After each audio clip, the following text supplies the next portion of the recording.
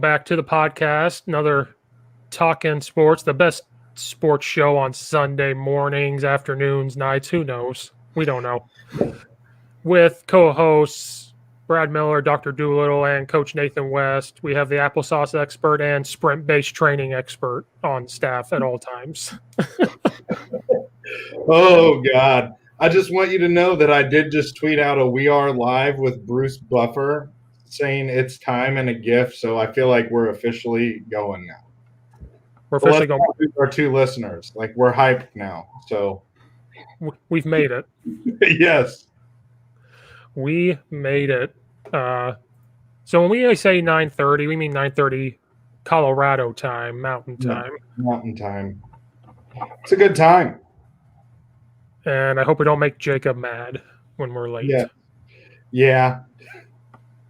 I almost feel like Jacob should get an invite to the pre-production meeting. So he knows. So he has the notes to be prepared for. Yeah.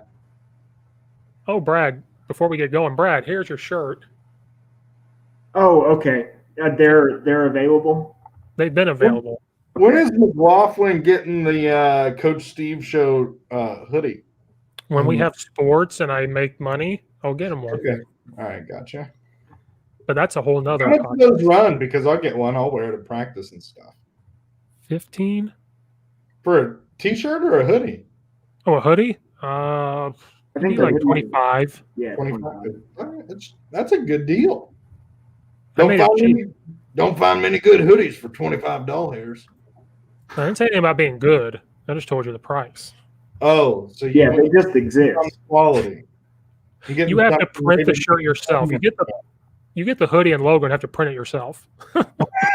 You have to iron it on yourself. Here's the logo ends up all fucked up and sideways. No. This is my own custom hoodie. I slightly turn to the right, Brad slightly to the left, and Steve is right in the middle. So Jacob heard us. Yeah. We've already got viewership participation. I love it. All right. So we're going to try to not make this 5 hours. It's the goal. But it will. So the first one we want to talk about, which we discussed last time, was we all said Bill O'Brien was going to go to Alabama. We talked about it, and then it became official, I think, Tuesday, maybe. So Bill O'Brien is now Bama's OC. Brad had high things if he doesn't like Bill O'Brien. I don't think we all like him, but maybe he needs to just be an OC. Because he can't call offense when he called for the Patriots. He's been all over the place. He's going to have Nick Saban looking over his shoulder and says, like, I can't screw this up. So do we think he'll be okay if he stays at OC at Bama? Let's be honest. I think him being an OC at Alabama is probably better than half the head coaching positions in the NCAA, if we're being honest. Because you're gonna be able to automatically say, hey, I played in a championship. At some point, I called an offense in a championship, and I think that matters. Personally, you got to have that experience, and it probably doesn't hurt your resume right now saying you're any kind of an assistant coach at Alabama. I mean, they just lost 4 guys to head jobs. They lost Loxley to Maryland, who was a former Illini assistant. He went to, New Mexico, went to the Lobos, didn't do so well, and then went to Alabama, resurrected himself. Probably the best position for him.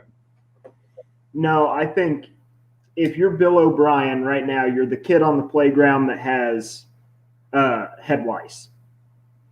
Like, you go, Nick Saban cuts your hair off, gives you the medicated shampoo of winning a championship, and then he could probably go and take any job in the NCAA.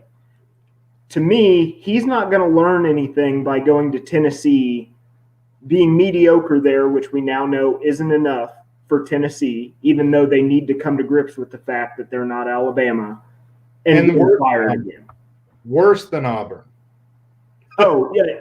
Tennessee, I know your grudge with Auburn football fans, but if you guys don't know about that, listen back several episodes. In that 3-hour window. Yeah. No, that they might be the worst fans in the NCAA. Like, you're not who you think you are. How many And Ohio NCAA championships have they even won? They were good with Peyton Manning. They've won one. I think so. Is it like the Illinois win one where it was back 52, 53, and 54, or Yeah, we have 5 national championships. Do you know that? just never won them within the last half century? No, they won one in the 80s. Oh, did they? Yeah. Shows how much we care because we want to win now. I got to look up Illinois football now. I could have. The 80s was when we went there with Jeff George and they partied it up in Pasadena and we got our ass beat. Yeah, I thought one was like in the 60s was like the last time. No. Let me see here. Well, it's kind of like the Bears. And Oh, no, never mind. I'm an idiot. 14, 19, 23, 27, and 51 was the last time. There we go. that sounds Yeah. more like Illinois. That's an Illinois thing. Hey, And, oh my well, God, look at our conference titles. Look at how shitty that is. We've had 15 since our existence. 1910, and then we had the Red Grange era. 14, 15. These are 1914, 1915. 1918, 1919, 1923, 1927, 1928. That's pre-World War II. And then we won the Second World War, and in 46 we were really inspired and won the Big Ten. And then in 51 and 53 we won the Big Ten. And then JFK gets shot and we win the Big Ten after that. yeah, And I'm telling you, we do really well when the nation is in crisis. then, come on, baby. Illini history. I'm serious. We've won. We seriously since JFK was in a president, we've won the Big Ten in 83, 90, and 2001. So, due to COVID, are we due to win the national championship now? I think so. It's the Yeah. only right that we do. That's true, and we're going to be coming out of it. Which, by the way, kudos to Illinois. We never had to reschedule a game because of us. So We clearly, should have not played a game. yeah, I mean, we only had like 8 guys out, but damn it, we're tough. Okay. But can you believe that? Like, okay, so sorry to go back to it. My Lord, didn't realize we were that bad. And really, we haven't even been that good since I've been alive. 2001 and 1990. I've got to see 2 Big Ten championships, one of which I don't remember. We have spurts of like being good. Because even when we went to the Rose Bowl, we were not Big Ten champions. We got beat by Michigan that year. So when Yellowstone blows up, does that mean we can expect a national championship? Absolutely. Yes. I'm thinking more of like, well, ISIS is pissed off now, so maybe they'll come back out and be like something like that. It's got to be a war. Yeah, we do really well, like directly post-war time. Yeah, we've got to go. It's war, tragedy. We're back to war if we're looking at the pattern. So we're looking at a war of some sort, which is probably why in 01 we just we got done with what the hell was that thing in the Middle East that we did? Desert Storm. There you go. We had Desert Storm and came off of that strong. So we're back to tragedy, which could be COVID. So I don't know. Get crazy. Okay, I take it back. Tennessee has 6 national titles. 38, 40, 50, 51, 67, and 98. So when Peyton Manning was there. But then they have 8. I don't understand this. No, that wasn't even Peyton Manning's year. Yeah, it was. That was the year after. Peyton Wasn't it? Manning didn't win an NCAA championship. I thought he was in the 98 draft. He played in 97. No, because the 98 draft would coincide with the 98 national championship. It said Manning played college football for Tennessee, leading Tennessee to the 1997 SEC championship. Led him to the SEC championship game his senior year. He was the first pick in the 1998 draft. Oh, Yeah. Yep. Okay. There you go. So he didn't even win a national title. I'm pretty sure it was like T. Martin or somebody came in after that. Right? Let's look up that 98 roster. How do unclaimed national championships work? That's recruiting violations. Probably. You win it, and then they steal all of your shit. T. Martin. Yeah. T. Martin was the quarterback. Holy shit. A lot of NFL dudes. Peerless Price, Cedric Wilson, Jamal Lewis was on that team.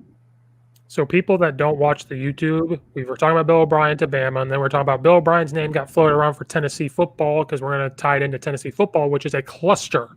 So now we're kind of combining for people that don't watch the channel. Now we're talking about how Tennessee football is a cluster. You know how in Danville, well, we're talking about high expectations that they have, but you know what I'm saying? So it's kind of like when you went to Danville at that one Burger King on east side of Danville and you'd say you wanted extra ice and they'd sell you cocaine. It's kind of like Tennessee. You go to McDonald's and you're like, I need an extra apple pie. And they throw in like a stack of 20s in an apple pie box. Those were the days. If you've ever been to DAC, you know not to ask for extra ice. Because they look at you really weird when you pulled up to the drive-up window. That was actually, I think that Burger King was gone though. But they had tore it down and rebuilt it. It was pretty scrummy. Brad, Well, is that the same one that was getting robbed like every other day? Well, why do you think it was getting robbed? Well, no, I'm saying like one leads to the other. That's very true. Victimless crime turns into victim crime. that was the one rule at DAC. You always turn right in a DAC, don't turn left to go across the street. You know how many times I walked to that Royal Donut though? We can only go during a certain time where it was safe. I mean, it was high noon, but Yeah, that's the safe time. Can we talk about how underrated Royal Donut was, though? Royal Donut's still great. Like It's they have the the best. best Boston cream donuts because there's still one open. So I go to Royal Donut for my donuts, and I go get my iced coffee at Dunkin'. Yeah, Brad. I never went to that one though. I went to the one on the other side of town, off like Gilbert Street. Yeah, there's one like on Main Street or But like on the mall, Kind of. it's on that corner. Like when you're at CVS is right here, and you keep going down, and it's on the corner right there. yeah, that's the one that's open now. They Okay. closed the one across from DAC. Yeah, Brad. Did you know Danville has a Dunkin' Donuts? What the hell is going on? They also have like they have like a TJ Maxx. Yeah. Yep. I always got their donut holes. That was always my go-to. Dude, they have the best Boston cream donuts. How the fuck can we never stay on subject? Well, because somehow we went from here was the transition to this. We went from Cocaine and ice. cocaine at East Side Danville Burger King, then we went to Royal Donut and how that was a good place, and then we went McDonald's to Burger King to Royal Donut in its place now, to how Danville has Dunkin'. I'm keeping track of all this shit now, so it's funny our little hops that we make. To quote Chappelle's show, cocaine's a hell of a drug. Yes. I think what we were getting at was McDonald's and Burger King in Danville is Tennessee football, and Royal Donut is Alabama.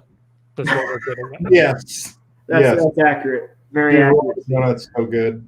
Oh, But- it's good. People that listen to this, we're all from the same area, so that's why this happens. Because we're like, me and Brad don't go there very often, so Coach West is our inside reporter of. You guys probably haven't even been to Danville since they basically wiped out the Robinson Street area. Because Carl's putting in a facility there. Dude, it's weird. Just north of Big Lots, there is nothing. What? other than the Vermilion County Museum. No shit. Yeah, Carl's putting in a big ass facility there. Man, they're taking a risk going to Danville. There's not a whole lot of competition there. Well, because that Yeah. one hospital where I was born is a shit show. It's like an 80-acre facility or some shit like that. I mean, it's pretty big. Or I think it will be big. I mean, you look and it's literally they just have the power poles up in that area. It's all fenced off. I don't think I've driven into Danville since like 2017 or 18. Yeah, no, it'd be something. I mean, it isn't like they're doing any construction right now, but yeah, it's pretty wild to just look over there and there's nothing. And it's been like a year. It's been a year and a half since I've even been to Oakwood. But when I went to Oakwood, I saw there was 18 gas stations. I was like, oh, It's perfect. as long as the porn store is still there. You want to know why? That is tax money. And when they wanted to pass that penny tax in Vermilion County, what people didn't understand was all those trucking companies that bought gas at all those freaking gas stations, we're going to tax them. Like, what the hell? But whatever. We don't even have to get on that. We don't have to do that. We can just move on and do our thing. That will probably get brought up on your guys' podcast. We'll probably bring that up at some point. No, in bringing it back to Tennessee, they have created a culture that's going to make it impossible for them to hire a good head coach at this point, right? Like you've made it clear you're not going to give anyone time to turn this around. You're just going to fire them, or you're going to pressure them to the point they start doing illegal shit. Yeah. It's Right. a win at all costs thing. And then you bring in the D coordinator from fucking Auburn. Kevin Let's be Steele. honest, he'll probably be the head coach. They might just promote him up. Well, they said he was supposed to be the interim, and then the more you click on, the more it's like, no, they're looking for a head coach. So it's like, and that guy's not even their DC. He's just an assistant. He's not even anything. Yeah, why would you want to be an assistant coach there? Or why would you want to be a head coach there knowing what he pulled on Malzahn, who was like 60 wins above 500 or some crazy shit like that? Yeah. You know how hard it is to be 60 wins above 500 if you're Auburn's or like Alabama's stomping boy? And you're in the SEC. Literally every game you play is difficult. Yeah, in the SEC West. Yeah. Yeah. So people that Fucking brutal. everybody should know, Jeremy Pruitt was fired due to recruiting violations. His lawyer said they're investigating it, but there was no proof of this, none of this, and they fired him anyway. So now I think Pruitt wants to sue back, and so it's a big mess. And then who's the AD? Fulmer. He's retiring, so now they have to get a new athletic director, and this and that, and they're looking for a head coach too. And it's not even really saying what the recruiting violations were. Why did Bruce Pearl leave Tennessee? Recruiting violations. He was fired. So then he went to dude, that's just a whole crap show then. Oh, wait a minute. Is there an insane alcohol tax in Danville? I was driving to our game at Georgetown or Westville in 2019, and someplace along Route 1 was advertising Busch Light 30-pack for $17.99, and it was a deal. Yeah, there is. Good question. That was Casey's problem. Danville has like the highest sales tax other than Chicago. Yeah, and they don't use any of the money to help anything. No, they don't. And that was their whole thing against our penny tax was we already have the highest things in the state. Then why is it a shithole? Yeah, if you ever drive through Danville, they also consistently have the highest gas anyway. Mm-hmm. Well, there was that one gas station that hawked like stolen TVs and stolen perfume and cologne out of it, but that closed. And you're probably getting half water in your gas tank. Yeah, your car's not going to run real great. There wasn't many people showing up to get that gas, but that's why, yeah. Danville's sales tax is super high. Like, Steve, I think you even living in the suburbs, it's cheaper.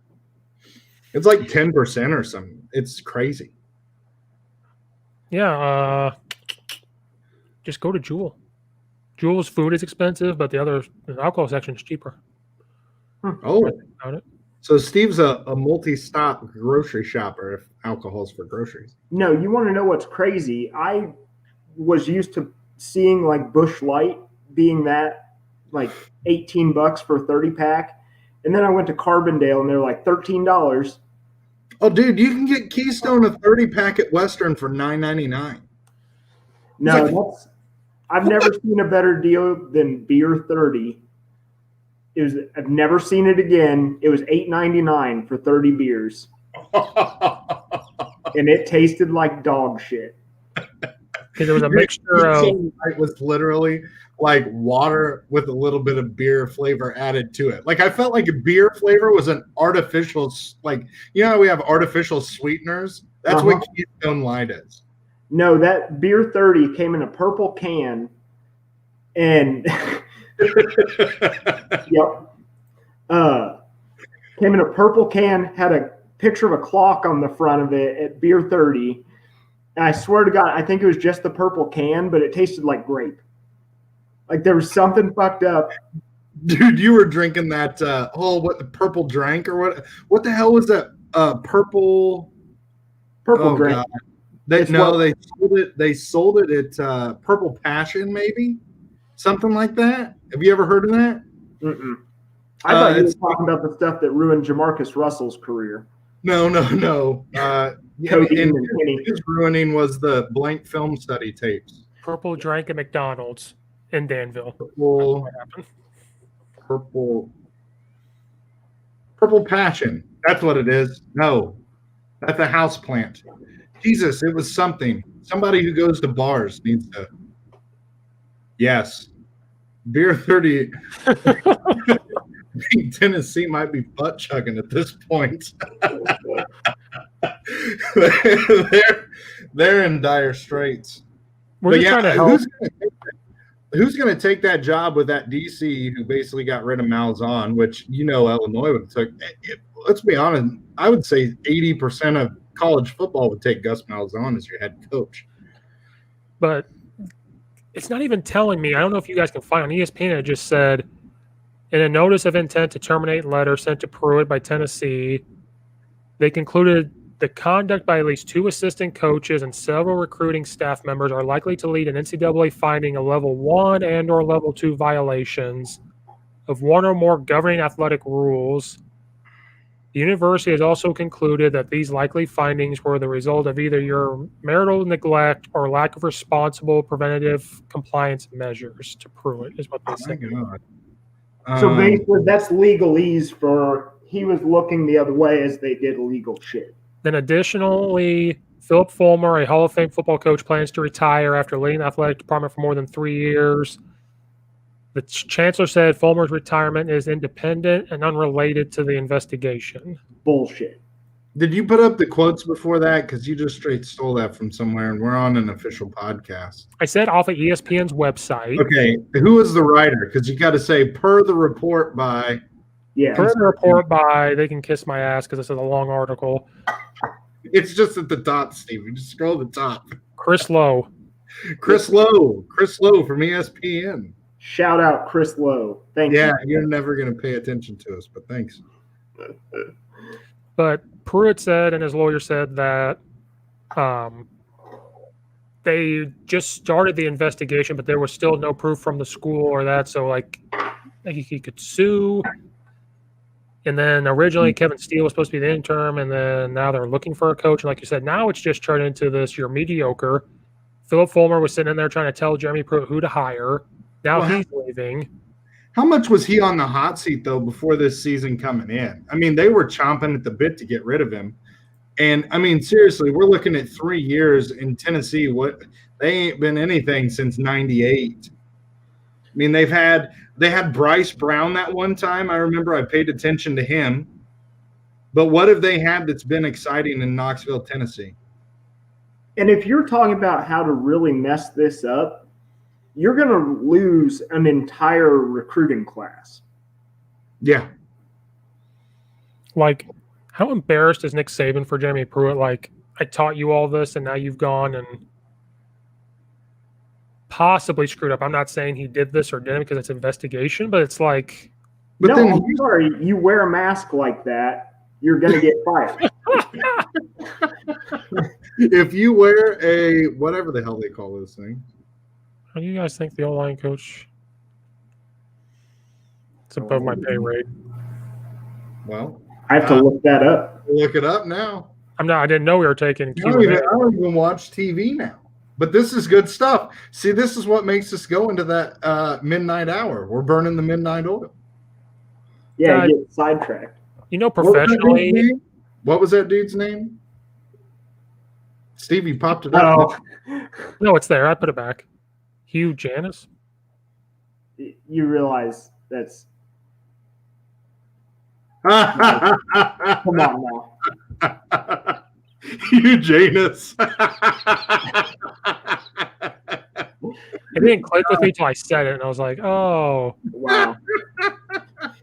it's because we went to the burger." Is that Bart Simpson? Well, let's just be honest. The Houston Texans is kind of a dumpster fire. You drafted a quarterback that doesn't want to be there. You spent how many first rounders to protect that said quarterback on his left side? Who wants to be at a Houston Texan right now? It doesn't seem like anybody does. Well, J.J. Watt. Did you see that video of Deshaun Watson and J.J. Watt walking off the field after their final game? And Deshaun goes up to him, puts his arm around J.J. Watt, and he's like, "I'm sorry, man. We wasted one of your years." Yeah. Like, oh shit! So, that's real. Tony Yeah. Elliott is considered for Tennessee. Offensive coordinator for Clemson.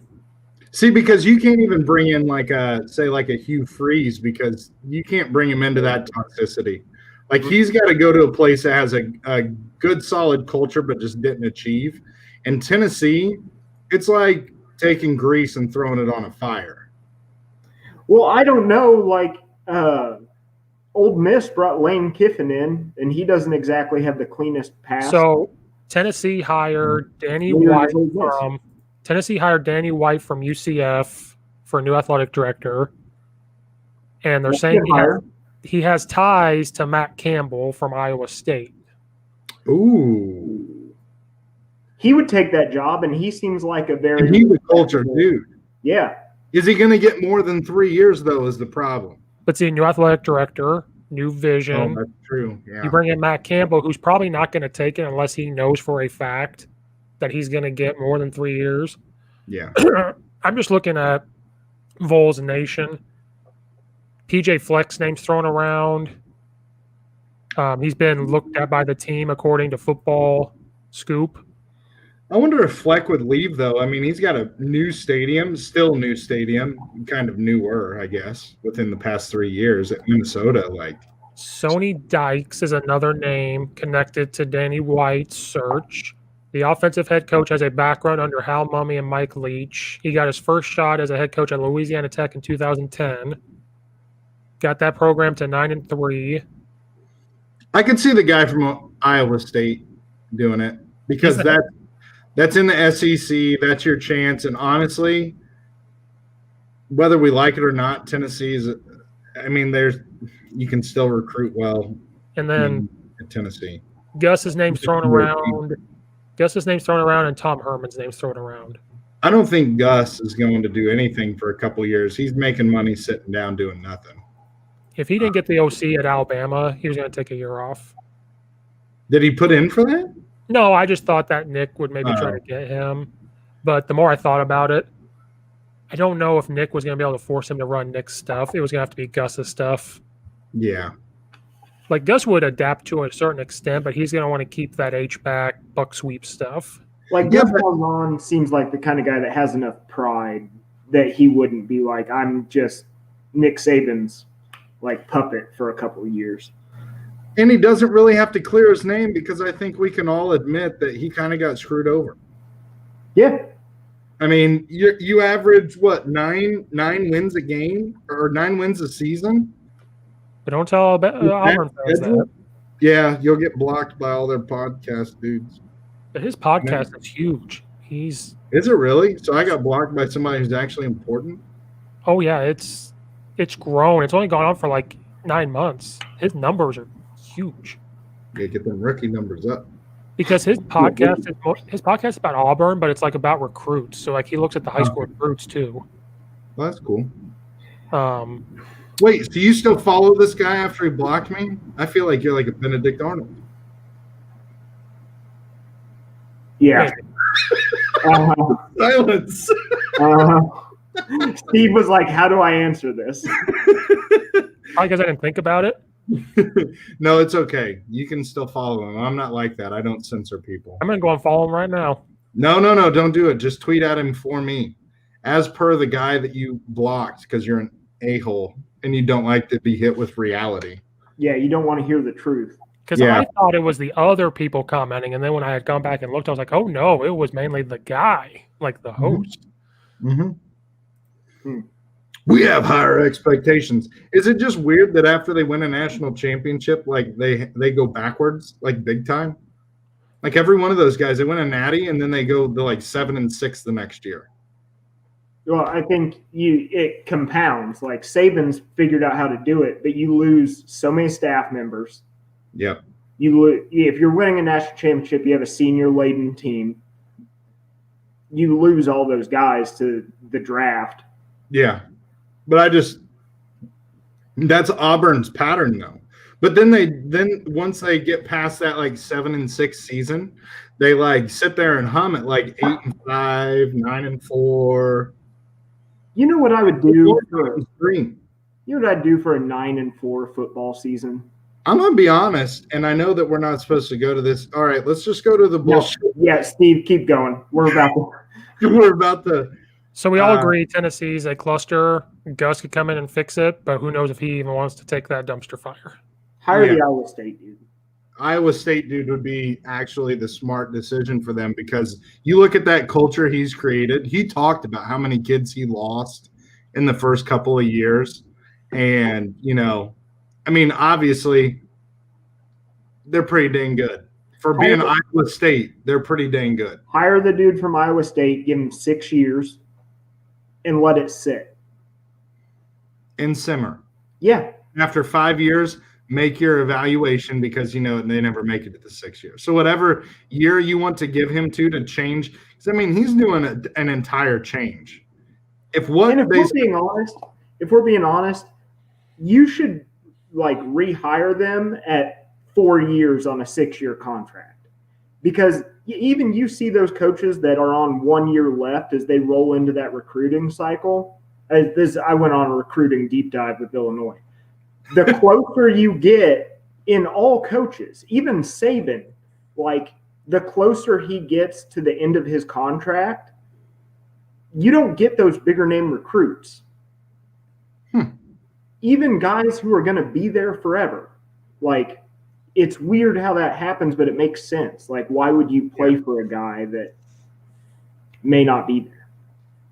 Yeah, don't even get me started on the transfer portal stuff, but because it seems I'm going to talk about it. Kids can just transfer for whatever reason now. Well, this can be real quick. So according to Tennessee had violations, which seems to be more extreme than Notre Dame. But Notre Dame had recruiting violations.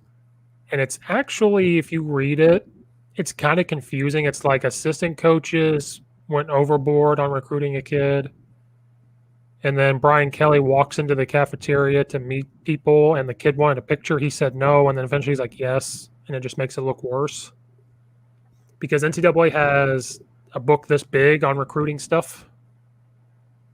The rules they have to go by is ridiculous. Yeah. I remember at Eastern, they said, let's say you're working in a group with football players or basketball players, a project. And you're like, hey, let's meet at B-Dubs, talk about the project, get some food. The football player can pay for the food. Now, if that student pays for the football player's food, that's an NCAA violation. That football player can't accept that. How stupid is that? I mean, that's right out of the government ethics playbook. But it's you're not meeting athletics, you're meeting for education, and you're just trying to be like, oh, you bought food last time, I'm going to buy the food this time. And you can't do that. Because that devolves into you have a shadow government of students that go around hey man, you want my watch? So here's the deal. This recruit took pictures he signed with Washington. So this is per Mark Schlabach, senior writer. involved in similar infractions in cases involving Dan Mullen and Jimbo Fisher. And they got in trouble for improper recruiting contact, obviously not under probation. Well, they were also placed on probation. But basically, yeah, this kid asked for a photo. Kelly declined at first, but then finally took the photo. And then the other thing was his assistant coaches sent 10 impermissible text messages to a 2021 recruit before it was allowed under NCAA rules. And the coach said, or the NCAA said the coach mistakenly believed the prospect was part of the 2020 class. So literally just bullshit, but because it's Notre Dame, everybody wants to talk about it. Notre Dame violation sounds terrible, but how are you going to turn down a recruit for a photo op? Well, the NCAA doesn't allow this. That doesn't make sense. And then what? It's a year probation. Like, if you're getting recruited by Notre Dame, how the hell do you not want a picture of that? Yeah. Like, hey, Brian Kelly came to my high school to talk to me. Yeah, and he was walking through my cafeteria, and I got a picture with him. Yeah. It's obnoxious. So it's basically like, why is this huge news? Because it's Notre Dame and it says 1 year probation. Like, yeah. Does that mean they don't go to a bowl game? But I didn't realize. No. Or is that just recruiting stuff? This is just a probation, so they're probably going to be under a magnifying glass for a year. But the Gators and Aggies were also on probation last year for this same kid. Basically, this kid liked to take pictures, probably to post it to his freaking Instagram or whatever. Let's be honest. I mean, that's the age that we live in. How in the hell are you going to – like, that's something that's going to have to be looked at. Because that's just – in this day and age in tech, I feel like that's something that, like, 10 years ago was probably irrelevant, but now it's very relevant because, I mean, you got people in the world taking vacations just because of their Instagram ability. Well, like we were talking earlier, that class you and I took, they talked about you can't bring in a recruit on a helicopter because somebody did it and then NCAA didn't like it. So they said, let's add this. You can't have the school band meet them when they first arrive on campus. Like, and then there has to be an unofficial visit where the coach shouldn't even be around them. They just kind of walk by them in the quad. Like, that's the rule. Like, I can't be near them, but I can walk by with my gear on. Yes. Near them. Yeah. But that's what I don't get. They told them about that. So, like, it's like you brought them there unofficially through the school. Yeah.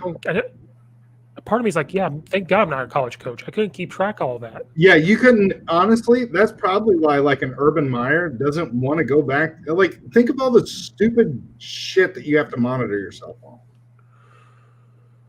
And just outside now we're on an NCAA kick, like, just outside recruiting, like, it's a little different now, but, like, coaches used to not be able to buy food for their own players. Yeah. Now they can, but it's like a small amount. It's like you can only have team meals like once a week. Yeah. But, yeah, I think it's kind of, it is what it is. It was just huge headline. It was like, that's why you were like, what? I was like, oh, yeah, it's huge. It was like Notre Dame recruiting violations. Then you read it and you're like, because he took a picture? He took a picture and there was 10 text messages because they thought – now that coach was probably texting that 2021 recruit, and then he was like, oh, I thought he was 2020. Whatever. This is stuff from last year. And it was self-reported, right? It doesn't say that in the article, but I would assume it was self-reported. Yeah, they probably just did that so that way – because if they find out on their own – yeah. Because if they find out on their own, then it's like, oh, you're going to lose 5 scholarships just because they want to bring the hammer down. Yeah, because you're Notre Dame and they finally have their chance. Right. I don't think there's any other big college football news besides we're going to talk about later, because anything positive about Illinois football is good. Is big news. Besides Alabama's coach going to Marshall, the more you read up on him, that's a great hire. Great hire. And I'll roll without Gus. We're going to have college football maybe without Gus, which is crazy. You know what? I hope he enjoys every freaking minute of it. Yeah, sit at home and get paid, man. No shit. And, I mean, it's just, you know what? He's probably going to go in and look at, okay, what worked. You actually get to watch – Yes. Yes. I don't know who you are, man, but you're my favorite viewer now. Sorry, the D coordinator at Clifton Central. Mm-hmm. Oh, no shit? Yeah. Yeah. You guys So almost broke my back. I don't think he was there at the time. Oh, okay. yeah. Thank But you. anyways, super freaking because we didn't want to watch that in the first place. We went on 2 podcasts ranting about how they shouldn't be there. And now my buddy, I'm going to get like 35,000 text messages. Notre Dame should be there. Not it. Yeah. I still stand by they need to get rid of him. And this Sorry, just but proves it. Takes you've pictures shown of high your school peak. kids. You've shown your peak, and it wasn't where it needs to be. Sorry. Your peak's never a national championship. What? Their peak is never like their recent peaks have not been a national championship. It's embarrassed in some sort of college football playoff or BCS. Embarrassed in the divisional round. Yeah. And embarrassed. And that was like my one friend tried to say like, oh, well, we held them to the least amount of points scored. That was because I think we can all agree, and Steve, you can definitely agree. Dude, Alabama didn't run their freaking offense in the second half, which I was honestly concerned going into the national championship because it's all about momentum, and they called the dogs totally off. Yeah, so people can you pull up? Did you ever watch that Najee Harris interview question that I sent you on Instagram? Yeah, they were like, how did you get through Ohio State's D-line so easily? And Najee Harris goes, what are you talking about? Those guys kicked my ass. I wish you could pull that up on here because that was the perfect answer. Yeah, he was like, what are you talking about? I had 3 or 4 guys on me. I just kept moving my feet and just trying to go. Yeah. Yeah. He's like, it was the best way to say, we were really good, but Ohio State, they were hitting ballers on that defense. Well, because we've said this on the pod. Me and Nathan said this over and over, and Brad watched it the way we watched it and agreed was like Ohio State's best part of their defense, linemen and linebackers. Yeah. That front 7 was good. And you got probably the best D-line coach in the country, Larry Johnson. Yeah. I mean, I got to see that guy at a Glazier clinic, and it totally changed my perspective on some things just because of the way he does things. I have his little homemade video. He was selling $30 videos, DVDs. His wife came with him, and they were selling them, and they were donating all the money to a Boys and Girls Club from the DVDs. He's just a genuinely good human being. Doesn't curse at practice, doesn't really curse. I don't think he curses at all, and has continually the best defensive line around. So when he says peaches and cream or son of a nutcracker, he's like, he's mad. Santa Claus. And Santa Claus. He's basically Phillip Rivers. Yes. That guy. Yeah. Does he wear a bolo tie? No, he was just in.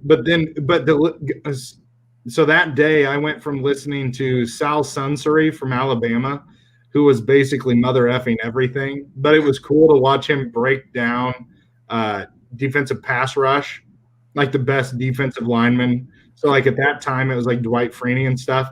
And then to have Larry Johnson come in and not say a curse word the entire presentation was just and his defensive line drill video was so good. There's 100 drills that they do, all filmed from different angles.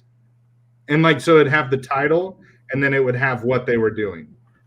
And it would even say, I think, what to look for. These are our coaching cues. And it was not all this fluff, not because some of those things you get, and it's a recruiting video for Penn State, which is where he was at the time. But, it was good. Hey, he's a hell of a coach. That's why I'm curious to see if he goes with Urban Meyer to Jacksonville. You don't understand how loyal he is. He got offered some D coordinator jobs and stuff, and he would not leave Penn State. He was in Penn State when he basically went from high school to defensive line coach at Penn State. Whoa. And then he was there forever through the linebacker U years under Joe Paterno and all that stuff. And I think he got out of there when all that stuff came out because I don't think he knew about it. And he's a genuine God-fearing man and lives his life the right way. And I think it was, well, I got to get the hell out of here. Didn't want to be a part of it. And then he went to Ohio State when Urban Meyer was there and was there through all of, and then just stayed there because he's super loyal. He could be a D coordinator anywhere, but he doesn't want to be. So it's I don't think he'll leave because of that, but yeah, genuine person. Oh, buddy. So next one, Brad's really hyped up 30 text messages worth of. While I'm playing Call of Duty Zombies, what the hell? And then Nathan trying to teach me how to play Call of Duty Zombies. Which was fun. I mean, dude, Steve, you got over level 20. I mean, dude, that's not bad.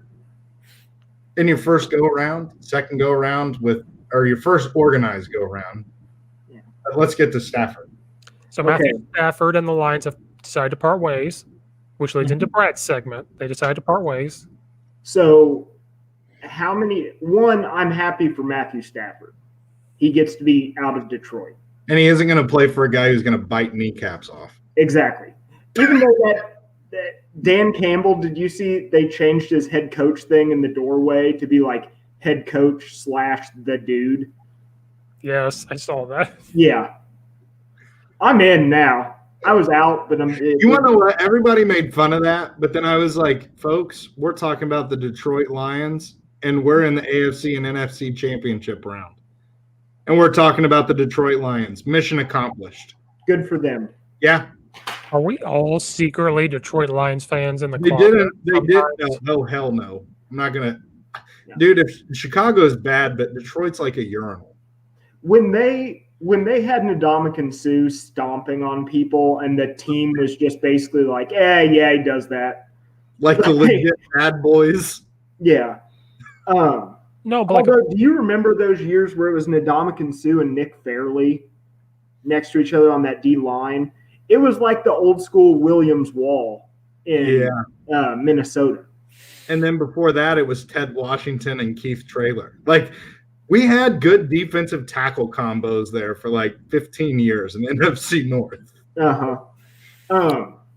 So Steve was talking about to the Bears. There's no way they trade him in the division. They don't have draft capital either. Well, that's what I said. But Steve, you said what? But on ESPN, it said they at least want a first-round pick. Now, I didn't say I want him to the Bears, but when this happened, guess what came out of the woodwork was Chicago, Nagy will fuck up his career. I don't want Matt Nagy touching Matt Stafford. I want Matt Stafford to have success. So here's my thing. You were talking about the Dolphins. You said I think we can all agree Tua did not look very good this year. But he looked promising. He looked promising. Yes. Mm-hmm. That, if we're being honest, he'll go to the 49ers. Like, the 49ers is the fit for him. But if you're the Miami Dolphins, how do you not trade Tua straight up with like a 6th-round pick? Because Matthew Stafford, who's going to – they posted, and I almost responded to it and said assault because – Matthew Stafford has 8 more 4,000 yards passing seasons than any Bears quarterback ever. Let that sink in. But he was also in pass-heavy offenses. Name the last good running back he had. No, but I'm saying it's more impressive that he did that without any support. Well, Calvin Johnson. Yeah, but Calvin Johnson's been gone for a long time now, and he's still really good. But they've had like good possession slot receivers. Marvin Jones is a good ass receiver. Kenny Galladay is a hell of a good receiver. No, but I'm telling you, if you put Matthew Stafford on that Dolphins team that we saw this year, that's a playoff team. They're going to challenge the Bills for that division. The only thing that scares me about Matthew Stafford is injuries. Not his fault. But in my opinion, he's got to go somewhere indoors or somewhere warm. because I think that because think about it, like New England, right? They're on the list Josh for it. McDaniels, like they need a quarterback, but I don't know. And this is the one thing that I can say: Miami sounds good, but are you willing to throw away because it's promise, right? They treat these draft picks, even though they're basically like crapshoots. Mhm. So, do you trade away the possibility of a future with Tua versus like 4 years of Matt Stafford and he's gone? I don't even know how old Matt Stafford is. And it just depends if he's healthy too. Like you could sit there and say we're gonna get 3 years, but then what if he breaks another rib? Okay, hear me out. You had Tua healthy this year. Stafford's 32, so Yeah, you've got 4 more years of but he's Matthew been Stafford. broken a lot. He's had multiple shoulder surgeries. It isn't like a Tom Brady where it's one knee injury because some dude rolled into him. Or do you think the Saints might push now? I think they like Jameis. I don't know think why, that's the reason. but like if you're Sean Payton and you go, here's a guy that can throw, why not give up a first round pick? Because it's a low first rounder. Yeah, Because Sean Payton wants to win now, and all the pieces around might still be there. So it's like, why not go get Matthew Stafford? And that would make sense because they could offer up a quarterback. They could say, we'll send you a first rounder and Jameis. And then they keep Taysom Hill, who's going to be a backup H-back tight end, basically every freaking position on the field. And then they have Stafford. I love the idea of Jameis Winston playing for the Detroit Lions. It just sounds right. It just It sounds. He's sounds going to be eating dubs. And then the coach is going to be biting kneecaps. Mhm. And it basically looked like ECW back in the late 90s. And then it will be, think of the game day experience. Then you've got crazy Detroit people, and you've got 99-cent beers. And Detroit has now become a place that I want to cheer for.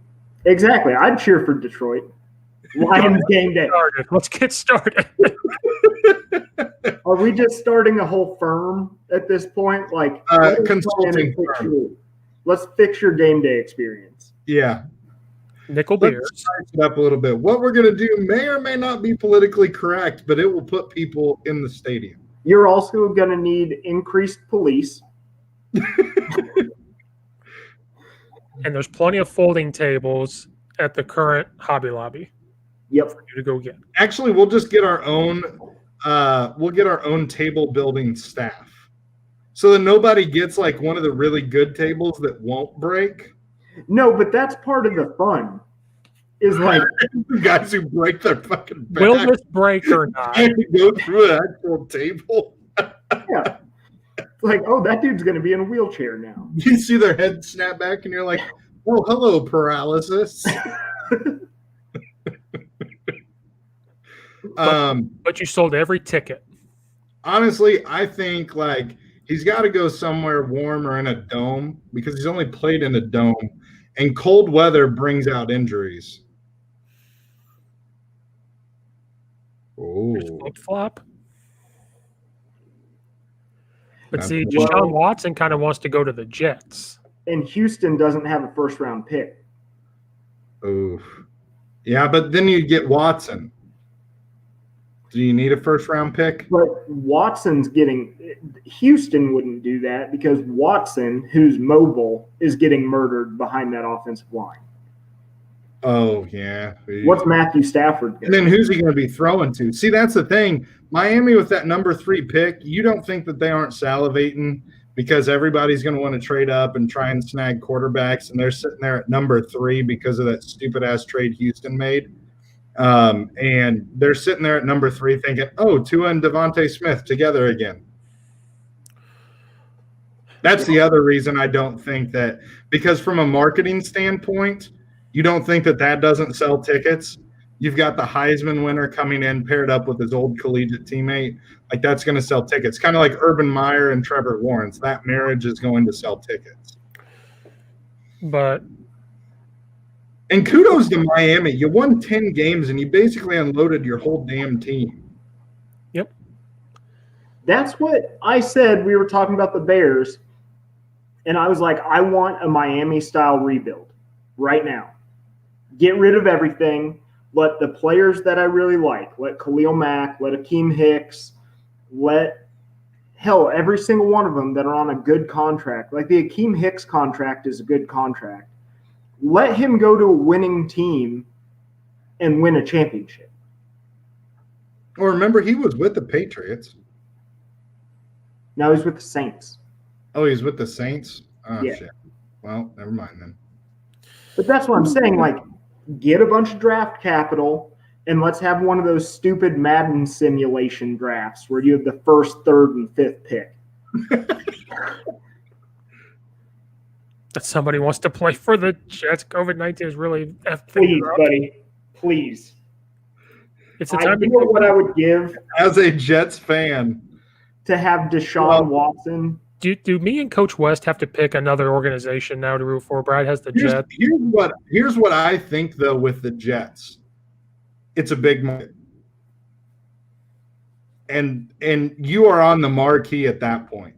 You know what I mean? They got a newer, 2-year-old stadium? 3-year-old stadium? Something like that. You got a new stadium. But you can be on the marquee in New York City. Because that's what's going to happen. So, And he's already popular. He's already popular in Houston. But it's kind of like why everybody always thinks that professional, like the high level free agents are always going to go to the New York Knicks. Is because you go to New York. But that never if you change your name to the Knickerbockers, they might come back. Yeah. No, I think I was listening to a podcast the other day with Trevor Bauer's agent, and it's super interesting because Trevor Bauer, we were moving to baseball here, but he's already said, like, I'm just going to sign 1-year deals because baseball is going to continue to bring their average number up. And as long as I continue to improve as a pitcher, I'm going to make way more money on 1-year deals. So he was with New England for 13 games. Akeem Hicks, by the way. Oh, I didn't know. Before he came to the Bears. Oh. Yep. Started no games, but he played 13 games. Yeah, Robert, for the head coach of the Jets, is a good move. That was huge.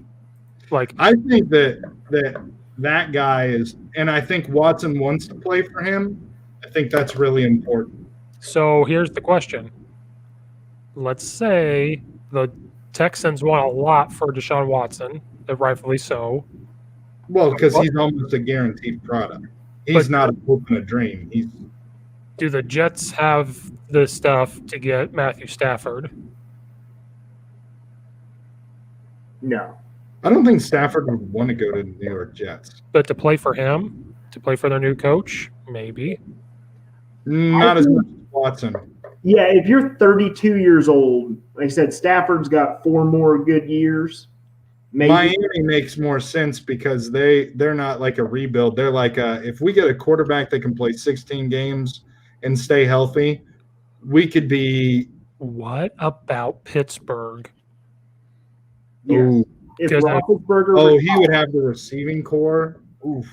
Yes, that is the perfect fit, if we're being honest, because you're already used to Big Ben, who's not mobile. They've got a good offensive line. Yeah. Well, but Big Ben also stands back there and can shake off most tackles, which is just insane how he does that. But.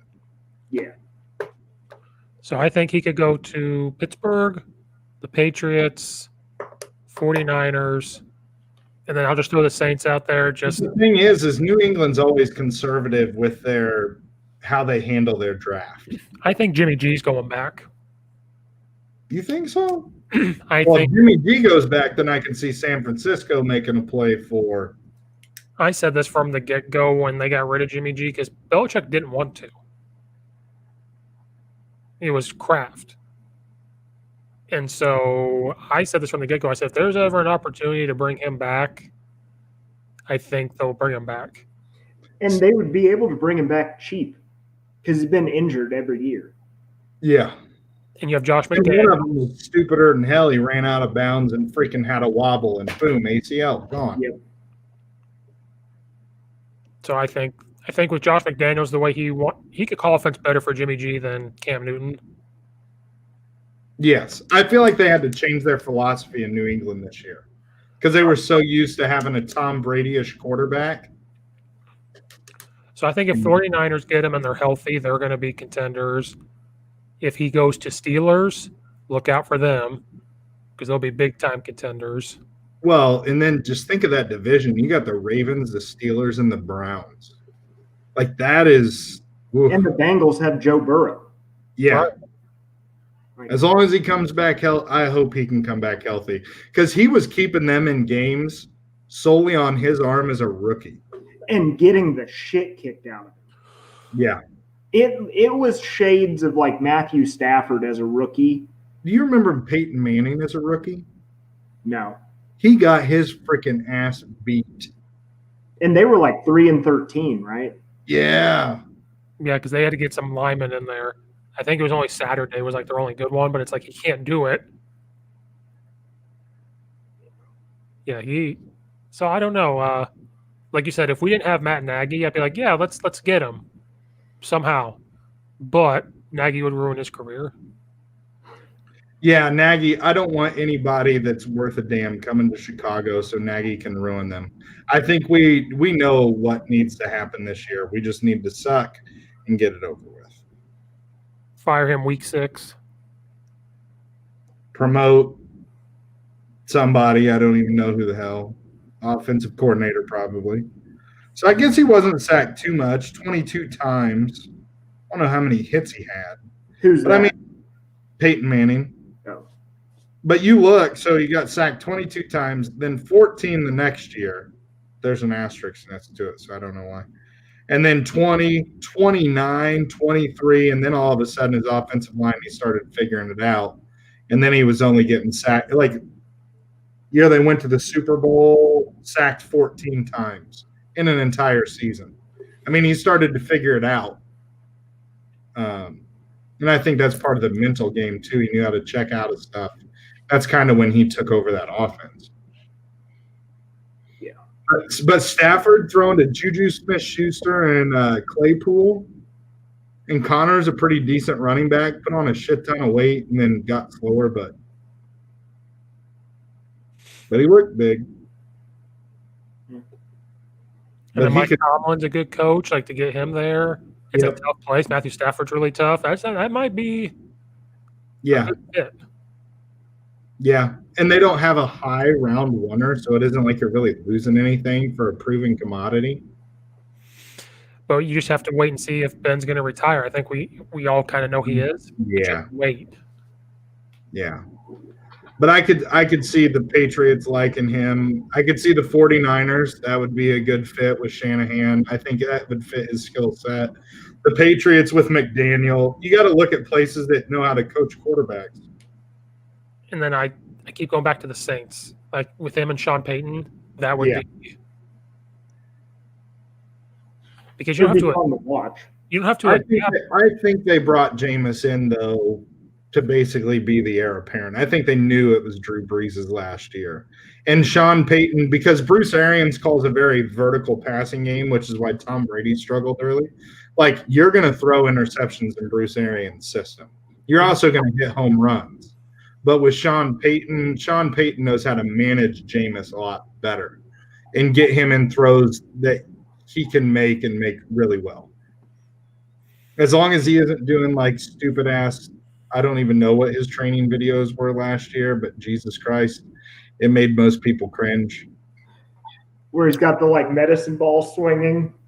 Yeah, yeah. Well, he was standing on a Bosu ball and like doing some other crazy shit that I had no clue what the purpose was. It didn't make much sense to me.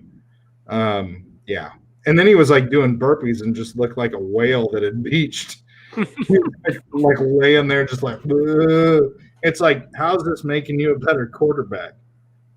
If anything, he needs to just be looking at film because, I mean, the talent's there. You know what that was? That was just a Rocky montage that they messed up and didn't put the music in. Oh, yes. That's what happens when there's But no. then we never saw the good at the end. We never saw him beat the Russian. True. Whoever's in charge of the montages for Jameis Winston, figure He got fired. yeah. Yeah. So I personally I think the Steelers would be good because they don't have a high first rounder. But then if you're Detroit, do you really want to do that? Are you going to trade for a first rounder and then package 2 first rounders to trade up? To try to get some good quarterback. And I think this is bad for Deshaun Watson to have Matt Stafford being able to seek out for a trade, because if you're the only proven quarterback in the market, your team can set that price. But it's going to be interesting to see who gets traded first and then where that is set at. I think it doesn't hurt him that much because they're very different quarterbacks. And one is younger, but it is going to set some sort of a precedent. Yes. Yeah. And then it depends on what team. Does a team want to bring in Watson because they're building for a future? Like, they could win now, but they're building. Or are you a team like Pittsburgh? It's like, we need to win now. Yeah. And bring in a veteran like Matthew Stafford, or the 49ers. Like, we got to the Super Bowl with Jimmy G. Let's bring in a veteran who's tough.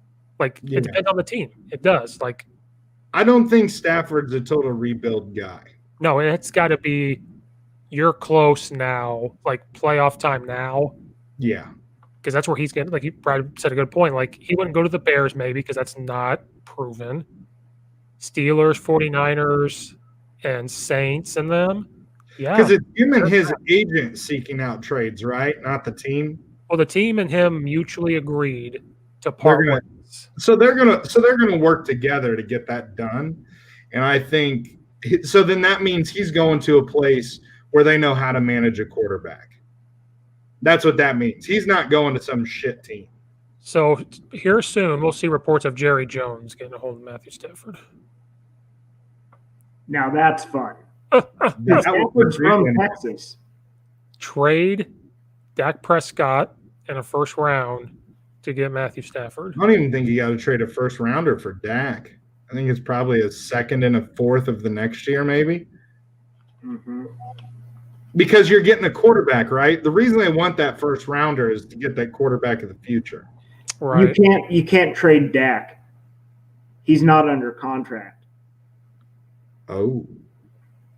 Dak's a free agent. I forgot he was franchise tag. When do they have to franchise him? Yeah. Which is going to be a shit ton of money. It's $37 million. Yeah, because the second time you do it, it jumps up like $15 million. Yeah, well, no, you go from, I think the first time you franchise, it's the average of the top 5. And then the second time you franchise, you are the top paid quarterback in the league.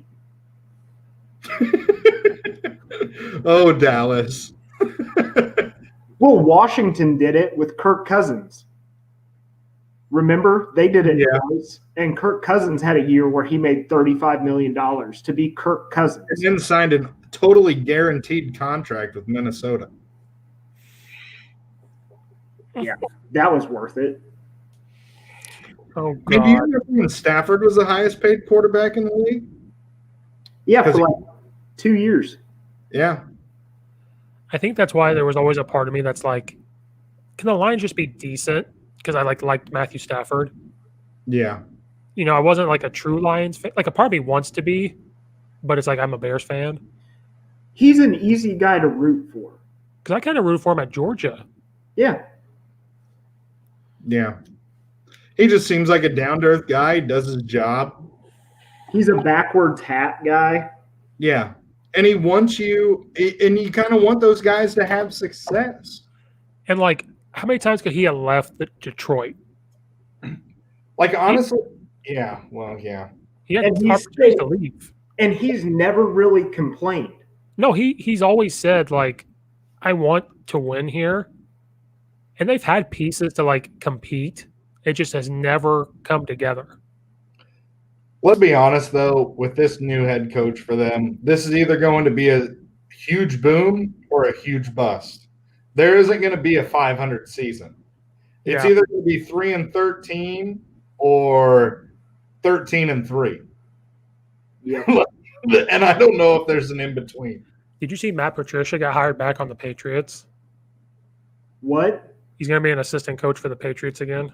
I don't doubt it. He's a good assistant coach. That's what I'm Yeah. saying. They might get Matthew Stafford because now there's that connection, even though they didn't get along. I think everybody Matthew hated Matt Stafford didn't like Patricia. But I think Patriots are trying to get the old band back together. I think they're trying to get all these coaches back and try to be like, this sucked. We got to win it. Brett Bielema is untouchable. If we're being honest, I think Mitch Trubisky needs to go to the Patriots. Yep. And Like- he'll be really successful. Yeah, because they'll do stuff that fits his skill set. Well, perfect segment to the Bears. I Yeah. just keep this because it's hard to be a Bears fan. The only news on them is they hired a defensive coordinator. Can we just have a poll for all like 4 listeners and we like say, who do you want us to cheer for next year? Because it ain't the Bears. And then they all write it down and then we just avidly follow that team for a year until Nagy gets fired. I can tweet a poll. I can And we know, and we have to note in there, as soon as Nagy gets fired, we're going to be Bears fans again. So That's really, the fine print. we're taking like a gap year. Yeah. We're Like, taking a break. I just need some time off. Yeah. It's one of those. And we'll come back stronger. And honestly, I think Pace needs to go too. Yes. I don't understand how you can let these guys determine the future when I've said this time and time again. You can tell the guys that Nagy and Pace like and the guys that they don't. For whatever reason, they were in love with Rashad Coward and they wouldn't play Alex Bars. Why not? Who came in and murdered people? And Yeah. played his ass off. When Yeah. you put him and Mustafa in there and then paired them up with Whitehair at guard, which is where Whitehair is better at anyways, holy shit. We almost look like a football team. My big It's thing, like we know what we're doing. Alex Leatherwood at left tackle. That's all I got to say. We're going to screw that up. And the moment we We screw better it not up, screw it up. We need a championship caliber on the line, or we get that. And as much as I like Mustafa, you get that freaking center from Alabama because he is like a Quentin Nelson. Yes, Virginia. Well, She's close. and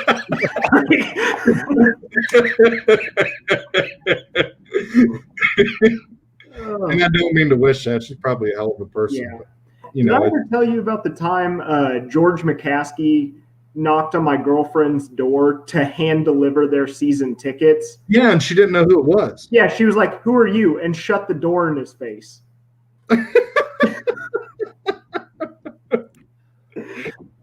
That one did not make the YouTube montage. No. They did. Today we went out and handed tickets to all of our season ticket holders. let's see how it went. God. Yeah. I don't know you. That's my purse. Yeah, I just, dude, it scares the hell out of me. But if we get an offense, like you look at the Colts are going to be when they added Quentin Nelson, their entire line got better. Oh, I don't mean to. And I don't know if Leatherwood's that way, but I do know that center, you don't transfer in from 1 year and have the entire team fall in love with you. If you're not like some just Especially to a place like Alabama. yes. Yeah. And you look at like his Twitter and stuff, dude, he's just a super likable. Like I'm going to be a Landon Dickerson fan wherever he ends up. That might be my team next year. I So- love how you've gotten so into this dude. You're like checking his Twitter account out. No, I follow him on Twitter. we have to figure out who he is Yeah, true. now. And you're telling me that moment when he came in and made that final snap, and then the fact that he just didn't snap it and stand there, he took a couple steps. Like Yeah. he was, if you want to be blocked, come on. You Yep. know, like he was so ingrained with like I snapped the ball and I'm going to take 2 steps. Like I So I have, really like him. I Like have two side things. I have two side things real quick before I forget because I have ADD. Okay. The first one is I've already forgot one of them, so we're gonna go to the second one. The second one is Need some Adderall, Steve? oh, I remember. I don't mean to backtrack. It was reported that the Colts are interested in Matthew Stafford. That'd be another good team. Yep. Sorry, that was the thing I forgot because Phil Rivers retiring. It just And that would make sense because they're a solid team. Like that's a win now team. Second, I'm going to put on Twitter that we all need a football team to root for. Brad, you want to be involved. You have your Jets, so I don't know if you want to. Well, I would say this. I will continue to root for the Jets because I just want to believe eventually that'll be worth it. Fred's actually getting on the. You know what sucks is like. So I had a buddy who got in on the Jaguars before like they exploded the next year, got season tickets, and then this happened. But he's a huge Urban Meyer fan, so now he's back on the wagon because it's like hell yeah, now I got season tickets. I got Urban Meyer. You know, he's a huge fan of Urban Meyer. But like you can't even buy cheap season tickets for the New York Jets because it's in New York. So you'll just never be able to do it. It's like he's got season tickets and can only go to like 3 games a year. So the only thing about the new team is going to be somebody we have to be able to have a way to watch their games. Right. So it'll be the Colts, the Packers, the Titans for me down here, and just get Titans. I'll have NFL Sunday tickets so I can watch anything, but I'll give you my password, and then you can log in. I'll watch it at home, and then you can. Okay, there we go. That's what I'll do. Don't sue me, DirecTV. Yeah, you're saying that openly on like a public forum. Act like people don't do that. Look at Netflix. How many people have people ponied off of them? Netflix trees look like family trees now. Mm-hmm. And they don't really lose money. If you log into things, you can only log in one thing at a time. Like I use my parents for ESPN, and then it's like that's all you can use it for. You can't watch all the other stuff. So they're not really losing money. No. Yeah, but I can watch it on TV, and then you guys can battle over who's logged into the account. As long as you don't sign me up for anything else. Well, no, we do Hulu Plus here. Oh, and that's nice. Yeah, so I get my local games, but I also get some games that are like out of network. That's like, why do I have this? Did you know with Hulu Plus, you can mask your IP and make it whatever it is, and you can get that local game? Mm-hmm. What do you think I did this past year? Well, damn it. Yeah. So I watched a weird amount of Oakland Raiders games. Just because they'll beat a few teams they're not supposed to. Yeah. So And then they'll suck against somebody. on a poll on Twitter, I can only make 4. Colts would be 1. Colts would be fun. Packers would be 2. Really? Are you allowed to do that? Yeah, really. Packers. Kneecap biter. The line. You know what? Let's just go with what other NFC North team should we cheer for? That's not the Vikings. I don't want to I can't root for the Vikings. No, I can't. No. I'd rather root for Aaron Rodgers than the Vikings. Because I'm actually, well, yeah. Oh, shit. I think Who's our 4th one then? I put the Lions. a team that's like not really good that I think would be fun would be the Bengals. And can we do this? Can we do this? I mean, I don't know about your guys' schedules, but we actually attend a game if they allow it. That would be cool. That would be fun. And Cincinnati's easy to get to. And then So we if you go Cincinnati, Detroit, and Indianapolis, dude, those are all easy games to get to. Colts, Packers, Lions, Bengals. I'm in on that. And we're going to attend a game. Lambeau would be cool. Oh, That one you can never get into though. That's way. oh well, we would StubHub the shit out of it, Steve. Yeah, you would have to find like no, you couldn't do the Bears game. Like the It'd be nice Lions. if they just showed up at the Colts to play. I think that'd be an easy one to get to. We talked about this last week. Indianapolis sports exists so you can go watch your favorite team play there. It's made for us Illinoisans to get to a game because the Bears charge way too much money. Yeah. Unless you got to know how to work StubHub, man. You just know that you're going to a game, but you don't know what tickets you're going to have till about 2 hours before game time.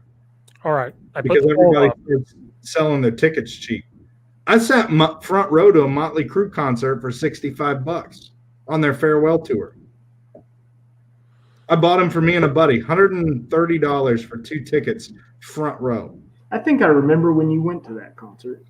That was the first one. I've seen them 6 times. Oh shit! I saw them 5 times on their farewell tour because I thought, well, it's the farewell tour. Yeah. So when they decided, oh, we're going to go out with Def Leppard and freaking Joan Jett, I was kind of pissed. I spent a pretty penny on merchandise because it was the last time. It's not the last time. It's the first last time. They made fun of Kiss, and now they're doing the Kiss thing. Yep.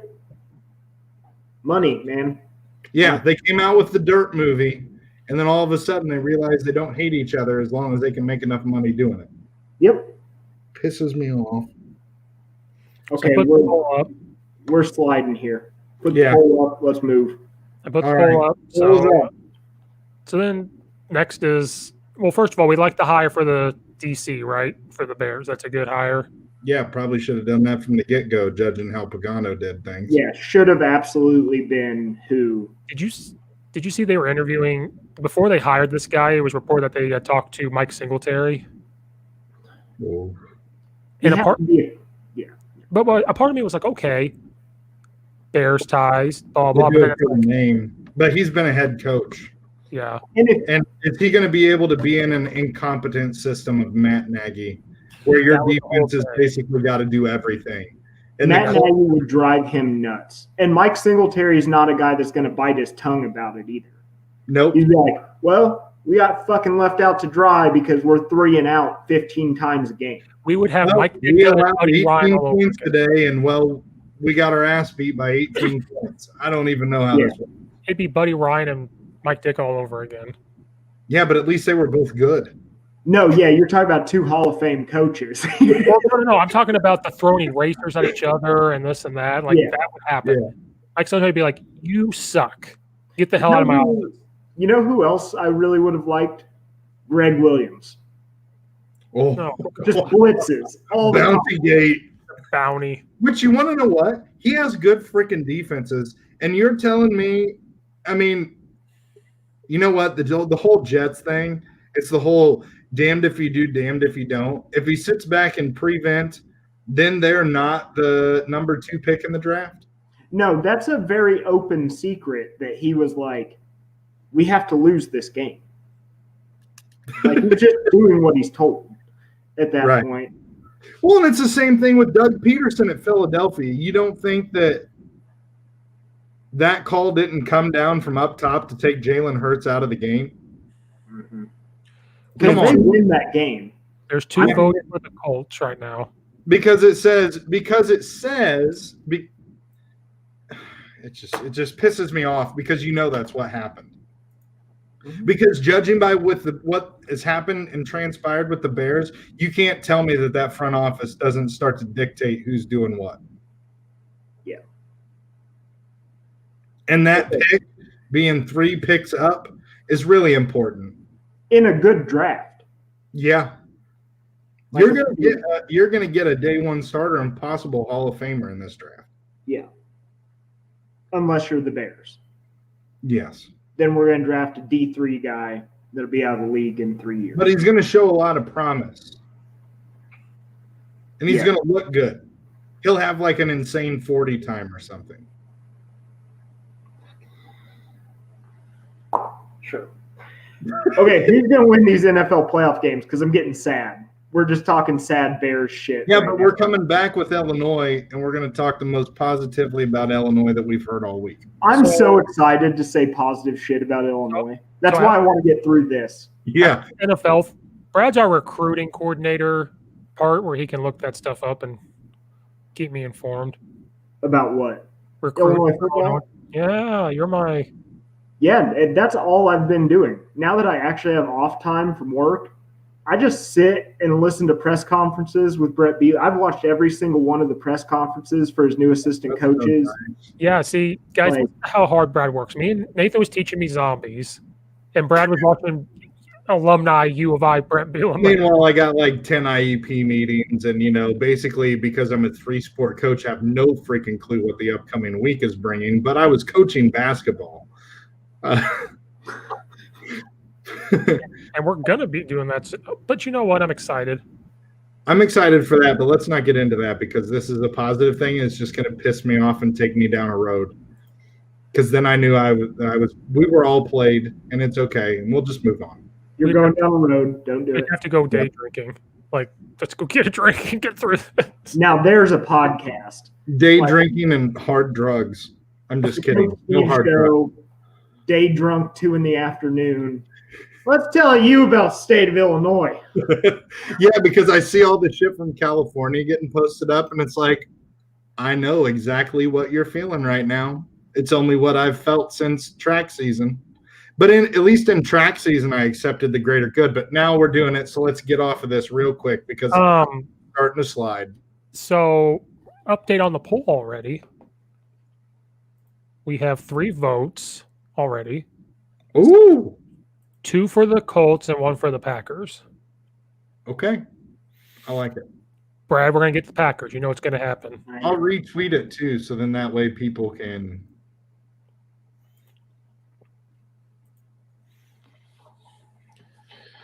Because I think we're all secretly Aaron Rodgers fans, even though he beats us all the time. I think we're all secretly, especially ever since he joined the Pat McAfee show on Tuesdays, I've become a bigger fan. Yeah.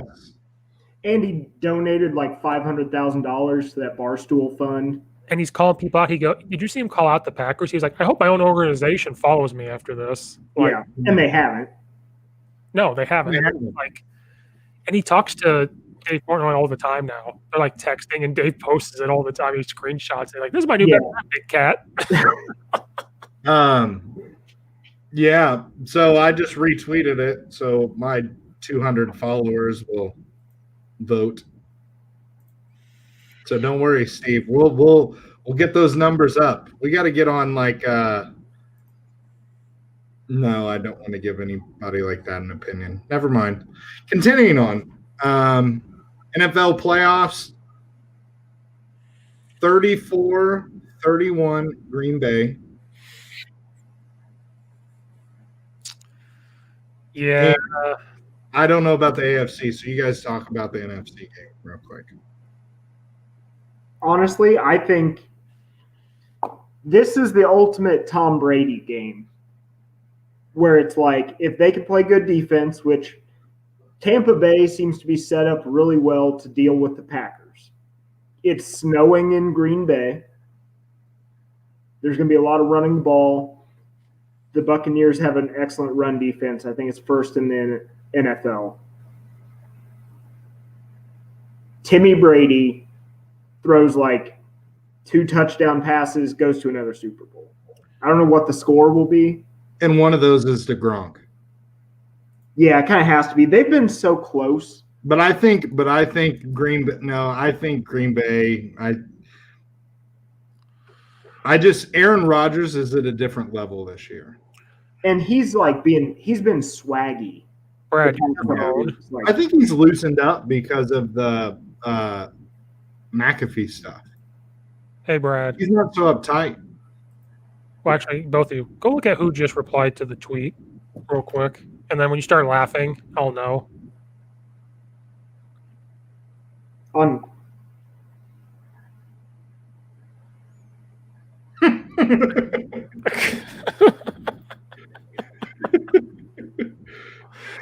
Bud Kilmer has replied to the tweet. No love. Oh, God. Who runs this Twitter account? I don't know. I don't even follow this person. I don't either. How did this even get out? You retweeted it, and Bud Kilmer saw it. So, but Bud Kilmer isn't. Oh my God! Did you see his second tweet down? Sometimes I wonder if JB knows the difference between a sneeze and a wet fart. Yes. Oh, I love this dude. I'm gonna follow him. I guess. I don't know. What the hell? Get crazy. I like him. Sorry, I'll find out. So, yeah. Oh my God. How did I not know this Twitter account existed? That's funnier than shit. All right, Bud Kilmer. I think you got 3 new followers. Oh. Let's go, boys. Let's go. You show me the kind of smarts makes me wonder if you know the difference between sneeze and wet fart. You'll be second string all your life, son. That's my favorite line of all time. You'll be second string all your life. Oh God, that was a good one. So Brad's taking Tampa Bay in a low scoring game. Yeah, I say it's gonna be like 24-19. How are you getting to the 19? Safety. Yeah, somebody fucks up a snap. Timmy's got to eat one in the end zone. Because is it snowing there? How's the weather?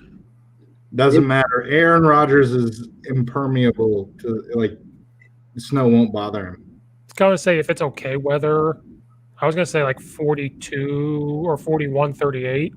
Damn. But you think it's 3 points? See, I think it's a field goal. I'm going with the Packers. Because Tom Brady can play in the cold playing at New England, but the rest of that team, have they really had to deal with Wisconsin? Remember when we would get excited when Tampa Bay was going to come up and play the Bears because their record in like sub 32 degree weather was like 1 in 46, and we're like, we have a chance. So I think it'll be a close game, but Aaron Rodgers is on a level this year. Like, you can't confuse him. When you watch him checking the play, he's smiling at it and winking. Yeah. He's like, I got it. That pass to Alan Lazard last week. And he just pointed. He just said, we're just like, you seeing this shit right now? Come on. Literally backyard football. Hey, I want you to run this way, and then you're going to do this, and then you're going to do this. And it works. Yeah, and it works. So then the other game, which I think is really interesting. Can we have a serious conversation about this game really quick? Because Patrick Mahomes has a concussion. And he's cleared to play. So let's just be honest here. The NFL does not care about their players. They don't give a fuck. Because he's been practicing all week. Yes. So you took him out because he had a concussion. See, so here's part of my thing. So, because when they put it in slow motion, so it was from the whiplash. It wasn't from his head. Like, I never saw an angle in slow motion where I saw his head hit anything. But the whiplash is normally what gives you a concussion. Yeah. Yes. So then I wonder, because if you ever seen somebody, like the way that dude had him around his neck, and I don't know, dude, blood chokes, you can go out pretty damn quick. So if you noticed, like his eyes, he was like looking up. So when people get concussed, they try and like find a horizon or get choked out. That's another thing. Like when they come back, they're like looking for a straight line to kind of align their whole mind. Like, what if it wasn't a bad concussion per se? What if it was that combined with getting some blood cut off to your freaking brain all at the same time? That dude did have him in a nice like necktie. He doesn't need to be playing. Like, I don't know. Andy has turf toe. Yeah, which honestly, more worried about the turf toe because it's easy just to be like, Patrick, you're not running, just throw the freaking ball away. And you're looking at the Bills, who are totally healthy, and Josh Allen's playing out of his mind. Yeah. This game, Josh Allen has these games where he does too much and he screws it up too. So it's going to be really interesting. This is going to be a fun game to watch because we're going to see a lot of just crazy throws. Yes. Like, I'm going to underneath. We do have the two strongest arms in the NFL playing one another today. Both good young quarterbacks who are going to get to watch for the next 10 years. It's like the guys going out and the guys coming in. Like, that's the two games we got today. And just I'm just excited to watch that game because Andy Reid. Well, actually, I'm excited to watch the Packers because how they moved Devontae Adams to ISO Jalen Ramsey and get Jalen Ramsey in bad spots. Think of the creativity they're going to have this week. And then the same thing to be said with the Chiefs. Tyreek Hill runs about a 40-yard dash before the play actually happens sometimes.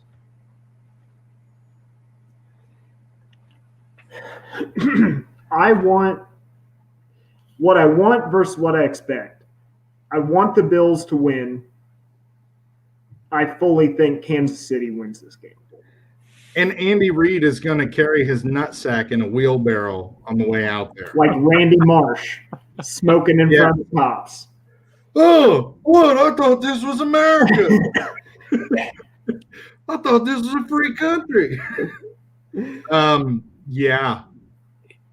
Can we talk about this? So, Steve, I loved it because it's playing to win, right? But how much gall? And Tony Romo, Tony Romo is standing out of his seat when they actually snap that ball. I would love that if there was a camera on his face when they actually snap the ball. That would have been a new meme. That face would have been. Yeah. Because honestly, when they snapped the ball, I stood up. I was like, oh, shit, this is really happening. Genius play, though. You got Tyreek Hill matched up on a linebacker, and he's just got to out-sprint him. I mean, that's a win every time. You just got to float the ball. Yeah. No, I like any time you put a backup quarterback in, and you're like, fuck it, game plan's game plan. Yeah. Let's go.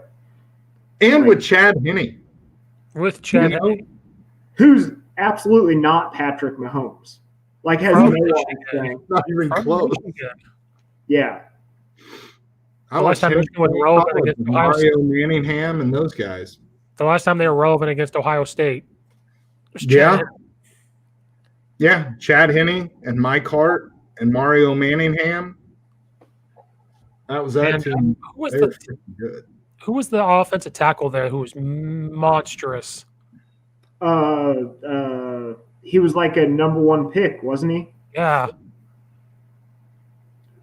Oh my God. Oh shit! I almost typed in the address for the podcast. That would have been bad.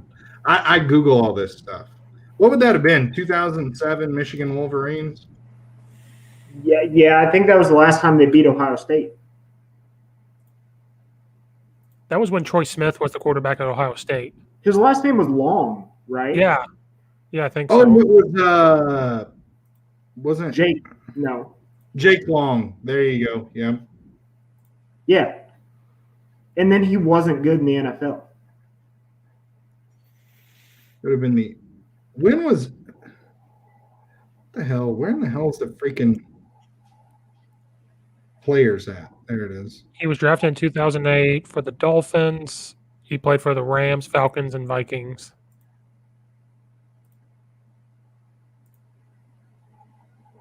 Yeah, and he was a monster in college. He played 104 games with 99 starts. Ooh, here's one for you. Did you know that Ryan Mallett is a freshman on that team? Remember Ryan Mallett? He was supposed to be real good. Oh, yeah. Former heir apparent. Yep. They had Brandon Graham on that team. Yeah, that was a good-ass team. Junior Hemingway and Adrian Arrington. I remember that freaking wide receiver core was stupid. Mm-hmm. I'm kind of the same way. I kind of want the Bills to win, but it's going to come down to. I want the Bills to win just because Twitter is going to blow up with the celebration videos. Well, and we got to see the Bills Mafia. Yes. We got to see some midgets thrown through tables. We got to see some drunk guys jumping on tables and just be like, is it going to break today or not? We don't know. This is from. Is this table going to break or is my back? One or the other.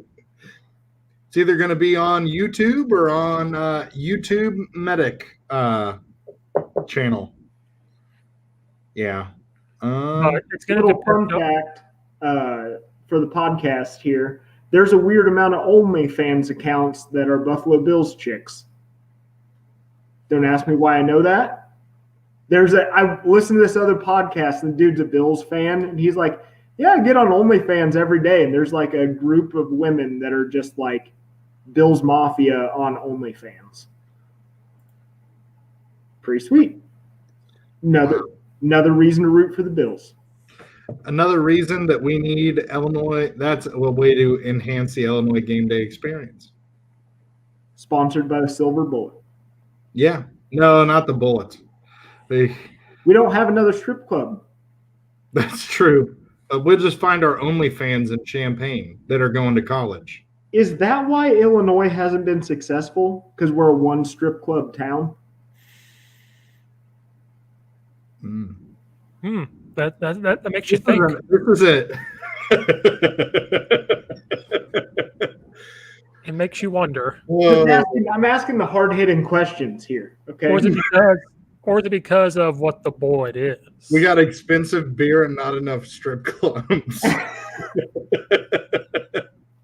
I don't know. That's interesting. Do we need to tweet at Whitman again and say, now we have another way to help? We need to turn the Red Lion, which gets the police called to it multiple times a night, and turn it into the Red Light District. You know, I was a bouncer there for a while. Really? At the Red Lion? Yeah. I've got some stories. Oh, I'm sure. Yep. Yeah. This is an off the podcast thing with you both working at schools. Just like the strip club thing is an off podcast thing. Yeah, we don't know what that place is. We don't know what you're talking about. Morally reprehensible. Yes. That's what we call it. Oh, God. Okay. So I personally, I want the State Farm Insurance Super Bowl, so I'm going to go with, I think Mahomes will win just because I think Allen, this is the first time he's been there.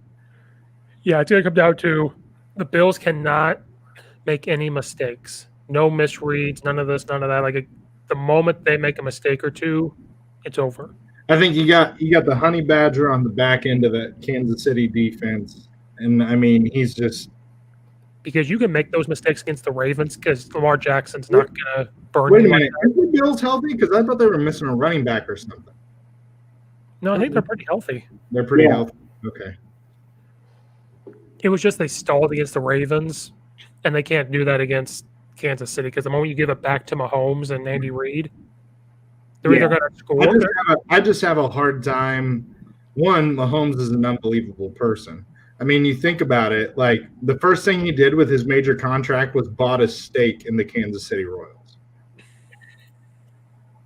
Like he's invested in his city. It's hard to not root for guys like that. Like J.J. Watt's invested in Houston. Drew Brees was invested in New Orleans. Mm-hmm. Like guys who give back to the community and stuff, or like invest in the success of their city. And that means a lot to a place like Kansas City. Exactly. Literally a nicer St. Louis. Thanks, Brad. I will make it there someday. Honestly, I would love to go to a Chiefs game. That would be fun. At one point, but ticket prices are probably insane right now. And they're only going to get worse because as Mahomes goes through his career, there's just going to be that expectation of success. Yeah.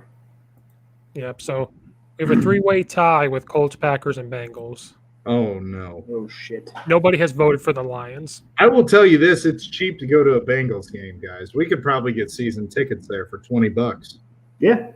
Oh, yeah. And it's a pretty easy drive there. Oh, yeah. All right, Brad, it's your time to shine. You've had the Notre Dame firing. You've had some hot sauce takes. Now we're going to move on. And you've had staff. You've talked about Illinois football staff. It's true. Oh, I thought you were talking to staph infection. I was like, well, that's a bold play. Well, that's also true. And you've had staph. Yeah. Not related to the Silver Bullet staff. Yeah, exactly. Exactly. Not that we would know. That's something they don't have a name for. So I just want to kind of run through. Bielema finally finished his staff. He was given $5 million for a coaching budget for his staff. He used like $4.5 million of that for these 10 guys. Okay. You're looking at over 10 coaches, there's 150 years of college coaching experience. Use that against Lovie Smith's first year, totaled in at 12. For college, but his pro experience was through the roof. But I think we all know now, college and pro are two very different things. Exactly. Yep. Right? Jay Lehman, who is kind of as close as you get to Illinois football royalty, right? Works for Big Ten Network, beloved Illinois football star, was part of the greatest game I think we've seen Illinois play, beating Ohio State. And from Champaign. And Yes. Champaign Central. Exactly. I didn't know this. Jay Lehman at one point told Lovie Smith that he would be willing to come in and help coach linebackers. Basically pro bono. Lovie Smith didn't even answer the call and then hires his son. Yeah. Mm-hmm. Like, Who had no college experience, I believe. none.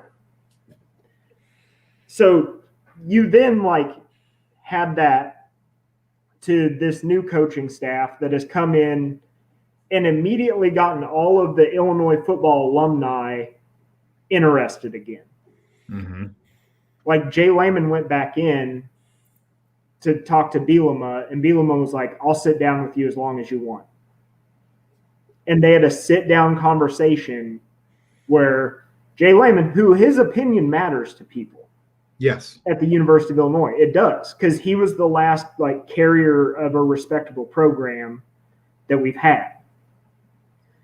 And I listened to a podcast with him on it, and he's fired up about Brett Bielema.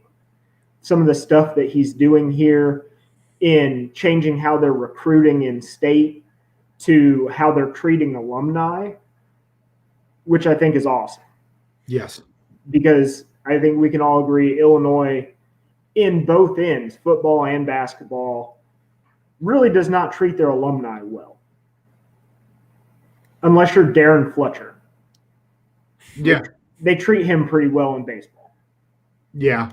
But, I mean, they really crapped on some of those flying Illini guys. Yeah. Yeah, it's not for example, Nick Saban, his alumni can come work out there whenever they want. They just have to tell them, I'm coming in on this day to work out, and they say, okay, weight room's open for you. And they walk around. Well, okay, so I'm listening to Jay Lehman, and he's talking about how, he knew he wasn't really an NFL guy. And Illinois has never had a program where, say I'm a business major, where you connect that player with an alumni that does the same thing that you want to get into. Okay. And he said he sat down and talked to Bielema about that, and Bielema was like, let's do it.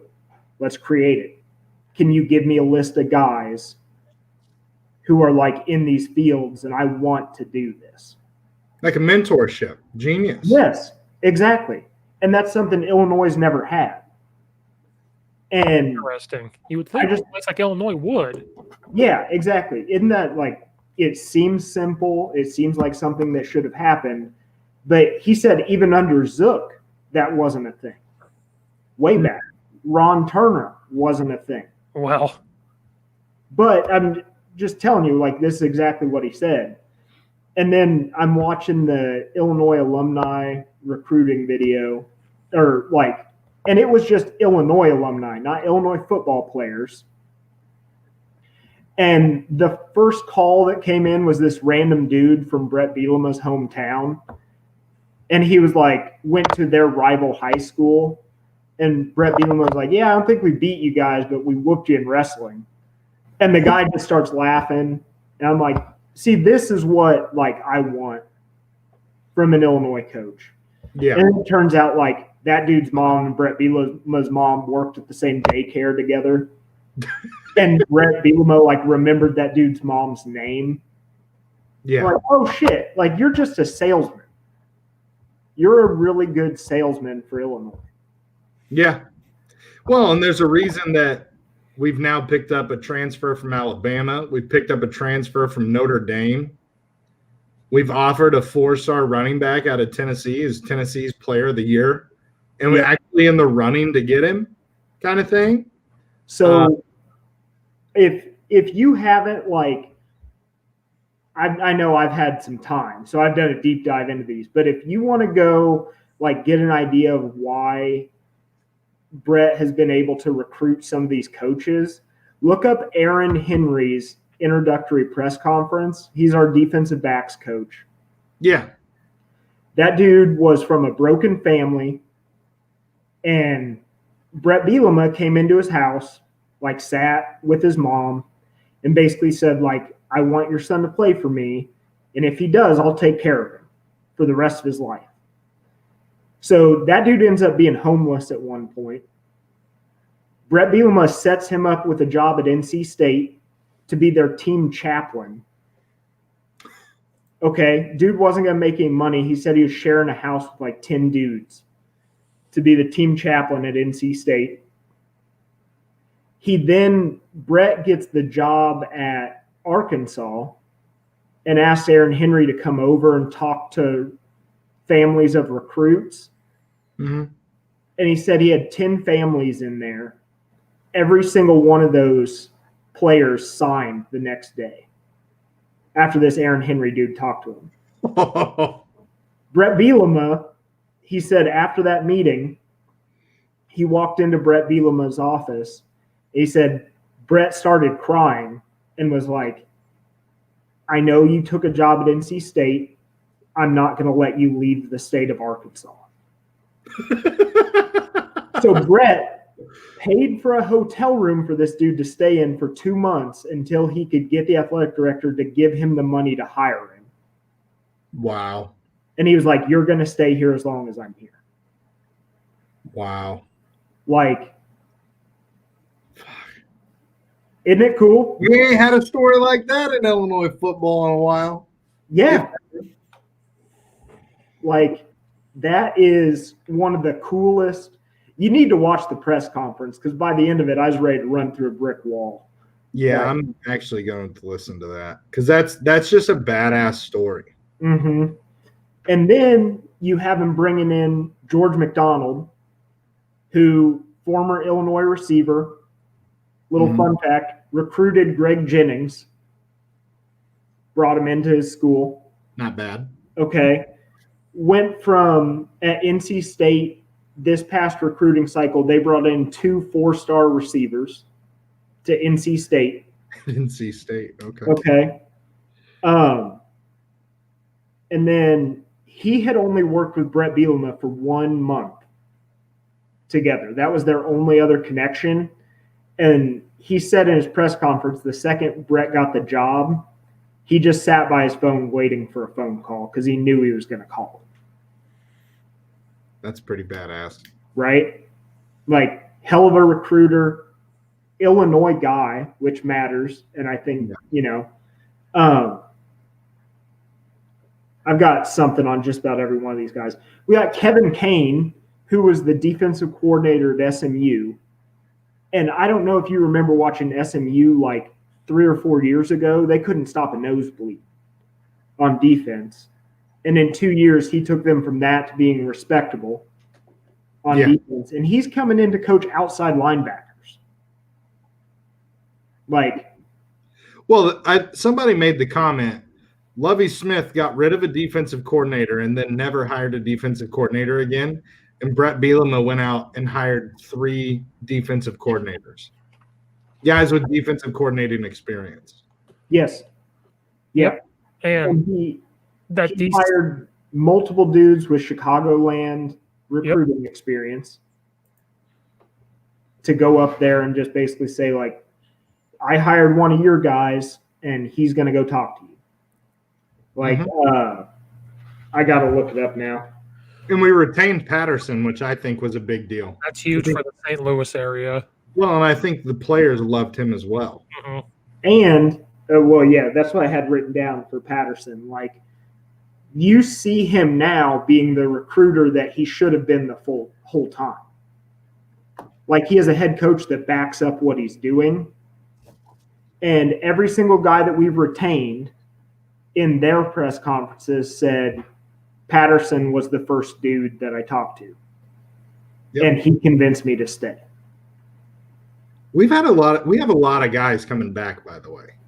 We retained our whole D line. Yeah, which is pretty badass if you think about it. And by the way, our new Our new offensive line coach went to Elk Grove. Yeah, he's from the Chicagoland. Yeah, which is just cool. Genius. And We he's got two dudes that spent time at Air Force, like extended time at Air Force, Service Academy School. I don't know. Ryan Walters had a top 20 defense at Mizzou. well, they were talking about he took a big pay cut to come to Illinois. Like some of these guys took pay cuts to come. And so I think that just That sets the tells you something about your head coach. right. You know what I mean? Like, I'm going to like this environment a hell of a lot more than what I'm currently in, and I'm willing to take a pay cut because I'm going to enjoy it, so the money really doesn't matter. Can Illinois bring in a legit Division I quarterback? Who are the top 5 Illinois quarterbacks over the last 30 years? Well, Last 30 years. Nathan Shieldhouse. Juiced, Kurt Kittner. Yeah, I was going to say Kirk Kittner. Who went to Illinois? Not Greasy. Jeff George. Yeah, That might be just outside of the – that's outside of 30 years because that would have been, the early 90s? yeah. Oh, God. Here we go. This is going to be We were happy. We're trying to be happy. They had Tony Eason at one point, but that was in the early 80s. Oh, my God. Dude, we've kind of sucked. No shit. And that's always been Where Wow. the hell? I don't even know some of these people. Exactly. thing. Like, and that's always been a tag on Brett Bielema too. Is like he never brought in a quarterback. Besides Russell Wilson as a transfer. Russell Wilson, who's the Scott Tolzien? Yeah. Probably his best dude. But you want to know what? They won games with Scott Tolzien. Yes, they How many did. games did we win with Shieldhouse? I don't even know if we went to a bowl game with him, did we? Went to Yeah, one. dude. That's when they beat RG3 and Baylor at that bowl game. Illinois wasn't as bad after Juice. They were at first, I think, and then when Shieldhouse kind of they were competing. Yeah. You guys remember Eddie McGee? It sounds familiar. Quarterback who then went to wide receiver and then did quarterback kind of. I think that was during the Juice days, actually. The other thing I wanted to bring up is both Illinois' offensive and defensive coordinators have both said that I don't run a set system. I run what the players I have dictate. Yeah. Says we run, which I think is smart. Ryan Walters is a big believer in being dynamic, in hiding coverage, which is something Illinois hasn't done since Lovie Smith got here. It's like, yeah, we're going to run it too high, man underneath. Yep. I And you invented know that. I coached the Tampa 2, and that's what we're going to live and die by. Yes. And it's cool to see a guy come in that is at least saying, like, we're going to be multiple. But then if you watch Mizzou's defense, they'll line up like a cover 2, and then at the snap, everything adjusts. Yeah. And they'll go like single high safety, everything drops down, or like it's cool to see it. And I hope that continues. I loved watching Indiana's defense when they had there's an Eddie McGee. He knows who probably tried to run way too much as a quarterback when it was supposed to pass it. But Eddie McGee had some energy to him. But what was I gonna say? I lost it on the Eddie McGee thing. So we were talking about transfers. Yeah. Jafar Armstrong comes in from Notre Dame, Yep. who everyone says was going to be a major player at Notre Dame this year. And little fun fact, he was the first ever recruit to come in under Lovie Smith. Like make an official visit. Yeah. And we lost out on him to Notre Dame. Well, now he's back. They said he played mostly running back at Notre Dame, but he's going to play receiver for us. I haven't been able to. He'd be nice to motion in the backfield sometimes and use him to run and screen and stuff. That'd be pretty nice. Yeah. And again, I just think it's impressive. We brought back our entire defensive line. And what is it, 3 or 4/5 of our offensive line? Yeah, we're only losing Kendrick Green, but that's because he's going to the NFL. So yeah. Exactly. Yeah, we really don't have people leaving to like go to a different school. It's staying or the NFL or graduating. That's the only you're seeing. Yeah. Now, I watched that press conference with Bielema last night, and he brought up a really interesting thing that I hadn't. Where do you get the updates when these press conferences are happening? Because I would watch them, but I don't know when they are. Well, they're all just saved online. Like that one last night wasn't live. Oh, okay. Yeah, I was just watching them. Right now, because of the transfer rule changing, there are more student athletes in the transfer portal than there are slots for like scholarships in the nation. Wow. Is it it's because of this extra year everybody's getting? Yeah. So Bielema said, like, you hate to do this, but the second you tell me you're in the transfer portal, I'm now going to fill your position. So, like, the day you declare for the portal, I cut off your student aid. Well, that's the belly of the beast. That's the business aspect of the NCAA. And he said, he was like, I explained that to you, but it's your decision. But he was saying that he's really worried because there are a lot of kids and there are. Thanks, Coach. Thank you for watching. He's like, there are a lot of kids out there, but not a lot of slots left at these schools. Well, I just talked to a high school coach. I don't know if Nathan follows much on Coach Patrick Taylor in North Carolina. He's a high school coach. Probably will now. He has good stuff. He runs the air raid stuff, but he's about finding open space. So it's really, he has some good stuff. Okay. Yeah. Very good guy. I talked to him, and he said one thing that people aren't thinking about is we talk about our high school kids getting recruited. Some of these colleges are in a tight spot with this extra year because now it's like we were going to give you a scholarship, but now we don't have it. So now you're going to walk on for a year or like a shirt or something. Or you're going to see, but can you convince a kid to be like, you're going to pay $30,000 this year to be a walk-on, and then we'll pay for the rest of it. You know what I mean? And so it was like, you're going to see junior colleges blow up, I think, because they're going to be like, why don't you go to this community, go to college at DuPage, and then you can come to the University of Illinois after that. Well, that was going to be the last thing I brought up, and then my Illinois rant is over here. But on that call, Bielema made a big deal about how the fact that Illinois doesn't have a walk-on program and never has.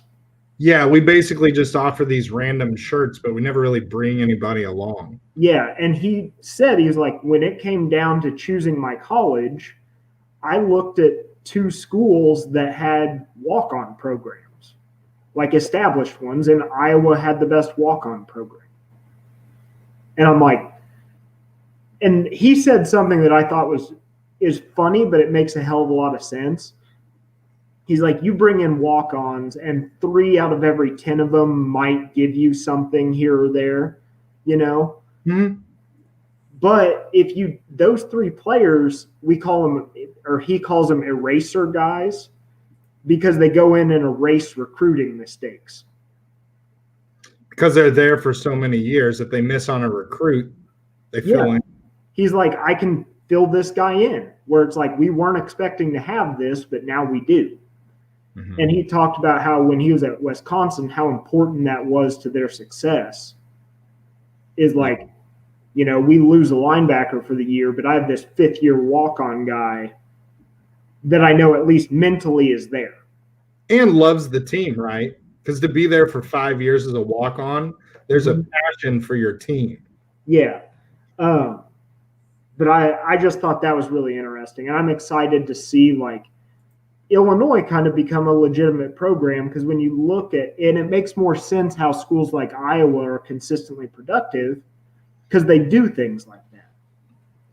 They have a walk-on program that's like, this is how we fill in these gaps. We're never going to recruit guys, but I've got this corn-fed kid that loves the University of Iowa, and he's going to be here for 5 years. Yep. Who's still going to get stronger, get more athletic, and in a tight spot can come in for a half a game. Exactly. And you don't have a meltdown. Yeah. So I'm even more in on Illinois football now. Like, you brought in a bunch of guys who understand how a college program is supposed to look, supposed to function. The alumni are fired up. I've got Your dogs are fired up. Your dog's talking to you, Dr. Doolittle. You ready? She's like, look at those ears, man. Look at those ears. she's a monster. Things are like radar dishes. It's funny because if she's looking the other way, like nose to the ground, she will keep like everything down. But if you call her, one ear will just like, what'd you say? Yeah. And like that. Okay, I'll let you out. You guys talk really quick. Yeah. Yeah, it looks like we're going to be Bengals fans. Uh-oh. Joe Burrow. There's only 8 votes, but 37.5% is the Bengals. Well, this is going for 24 hours, right? I might click 2 days, actually. Okay. That's good enough to get the word out. You need to get Kurt Hines to retweet this. Coach Hines. That'll get us some good feedback. Oh, poor Coach Kurt Hines sometimes, though. You know what? Me and him, we were battle buddies this weekend. I saw that. He's a great guy. He's an unbelievable dude. And, like, if he ever listens to this, good for you, I guess. But he'll have a conversation. So if you disagree with him and you were to talk to him, he's going to listen to what you say.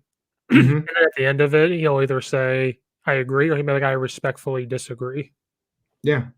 Yeah, he's and that was the thing, was because it was on his Twitter, I was not going to be disrespectful. I think that's my new thing, is I'm not going to be disrespectful to people, but I am going to get the information that I have out, kind of thing. Because before, Twitter was really toxic. So I'm trying to like swing that, trying to be a good model, because it is my Twitter, right? And I coach 3 different teams, but that's why I unfollowed LeBron James. No more.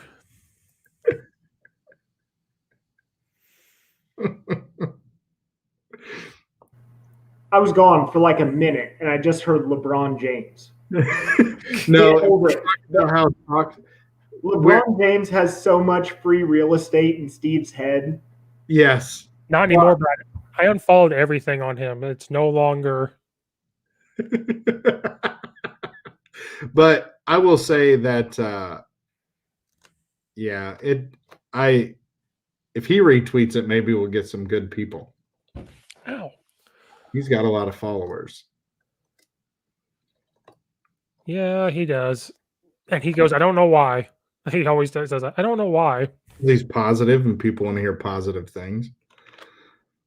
That's why I can't wait till we get to play sports and I get to put stuff up that my team's doing and stuff like that. Like, I'm ready for that. I'm done with the fighting over playing sports. Football is my number one. If you said, Steve, pick a sport to coach for the rest of your life, it'd be football. But I'm really excited to be the sophomore coach at Neuqua, and I'm super excited to get back to throwers. Yeah. And that's all I'm going to I would almost say, like, this is going to sound, but I would say track, because then I can go watch football everywhere. And I can make kids become better athletes for the other 2 sports that I coach. Whereas like basketball, like if you're a good basketball player, you might be good at like jumping or something. But yeah, I don't know. No, I'm excited to coach track again. It'll be super exciting, especially at a program like that. Good Lord. Yeah. Yeah. There'll be some pressure. Like they have a jumper going to Michigan. Yeah, but I think you coach it the way you know how to coach it. Don't sit there and put unrealistic expectations on yourself. Just know your why and keep your compass straight. You'll be all right. Well, that's why I text you, because when I first coached, I was just like glide, glide, glide, glide. Yeah. And then I had to help coach the girls at Charleston, and I started to realize like maybe they can't. And then having that connection with the Eastern program, watching them do it, they would rather they say spin. I know that's not the right thing, but Rotational, yeah. yeah, rotational, because with girls, they get more power in their thighs than men do at that level, at that age. Because women have stronger hips and legs because it's genetics. And so they said that's why they do that. Guys can do the glide because we have more upper body strength. So when we go to throw, we have more upper body strength. Okay. Well, and so my thing is, you have, dude, I love dog. She's all pissed because she had to come back inside. Oh, well, asshole. It's raining. I don't want to give her a goddamn bath. Oh, yeah, no thanks. Well, it's not raining up here. We're in a snowstorm warning, though. Oh, well, that's where you're at. You got to think we're I'm in the middle, Brad's at the bottom, and Steve's at the top of the state. Like we could probably do weather. We could probably do the weather. We just look outside. All right, it's raining in southern Illinois. It's dry and gloomy in central Illinois, and expect snow tomorrow in Chicago. There's snow on the ground right now. It's cloudy with snow on the ground with snowstorm warning till Tuesday. Oh shit! Yeah, I don't think we got that. What were we talking about? No, it's funny you were talking about the difference with women and men in track, because it's the same thing in gymnastics and cheerleading. Like when you're talking about flips, men are a lot easier to train to do back flips and back tucks because we carry most of our weight through our chest and it's easier to throw back. Mm-hmm. And women tend to struggle with back tucks because if your weight is low, it's harder to rotate. Right. That But like, the other thing with the rotational versus the glide, there is this very small window in the glide.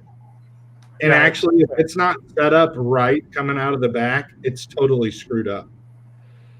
Whereas the rotational, you change the implement, right? Because the glide, you should actually have the shot like up under your chin up here.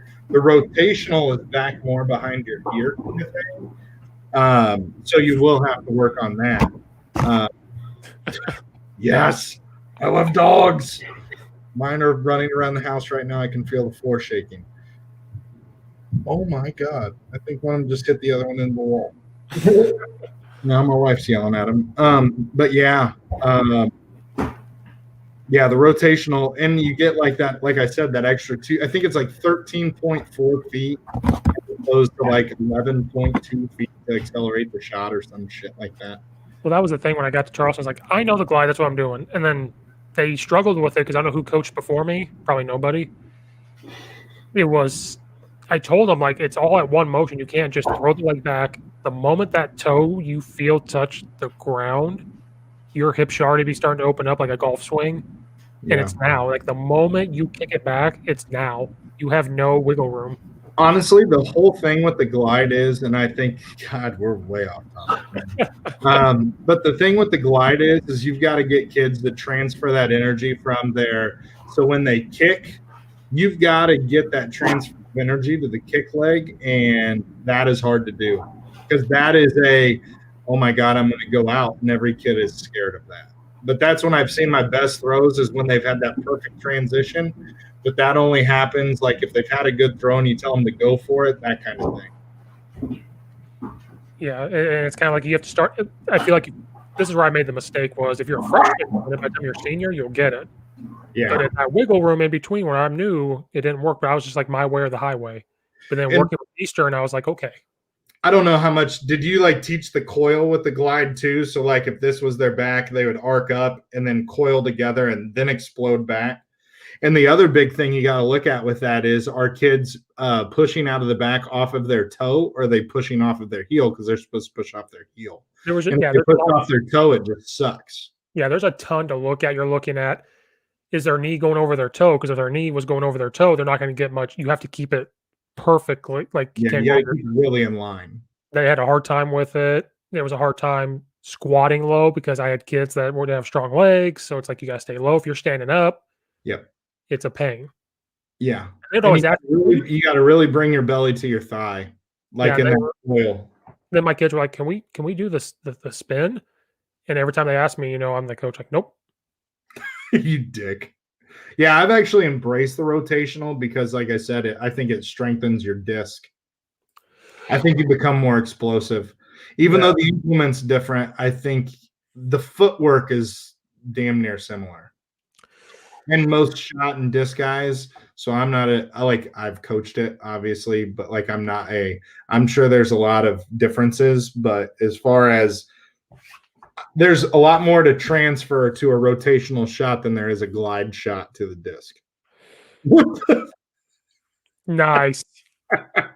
I love it. Wait, huh? He jumps, man. He's a jumper. Just wait till your German Shepherd figures that out. No, she's learning fast. Hazel did that when she was like a year and a half or two. We hear thud, and I walk in the kitchen, all four paws on the table, no chairs to climb up on. It was just all four paws, looking at me like, "What?" Yeah, I'm supposed to be up here. Yeah, you get to eat here. Why don't I get to eat here? Yeah. Nope. It all depends on what the head coach wants, but I'm going in with the rotational thing. I think that's what I'm going to do. Perfect. That's what I told Mattia. But coming back to Illinois, now that Brad's back, yeah, I'm really excited. I think that they are all I think they're hungry to like be successful because I think they're bought in to the head coach. And so it's one thing to have a job. It's another thing to be bought into what you're doing, if that makes sense. So where we're at, not necessarily like they gave it like some half-ass effort, but I think at the same time, when you're bought into the head guy and everybody wants to have success for each other, that's when you have winning cultures. Like Alabama, everybody wants to be good because of Coach Saban and his expectations, right? Some of these places where there's just a lot of turnover, and Coach Saban, I think, wants them to be successful, right?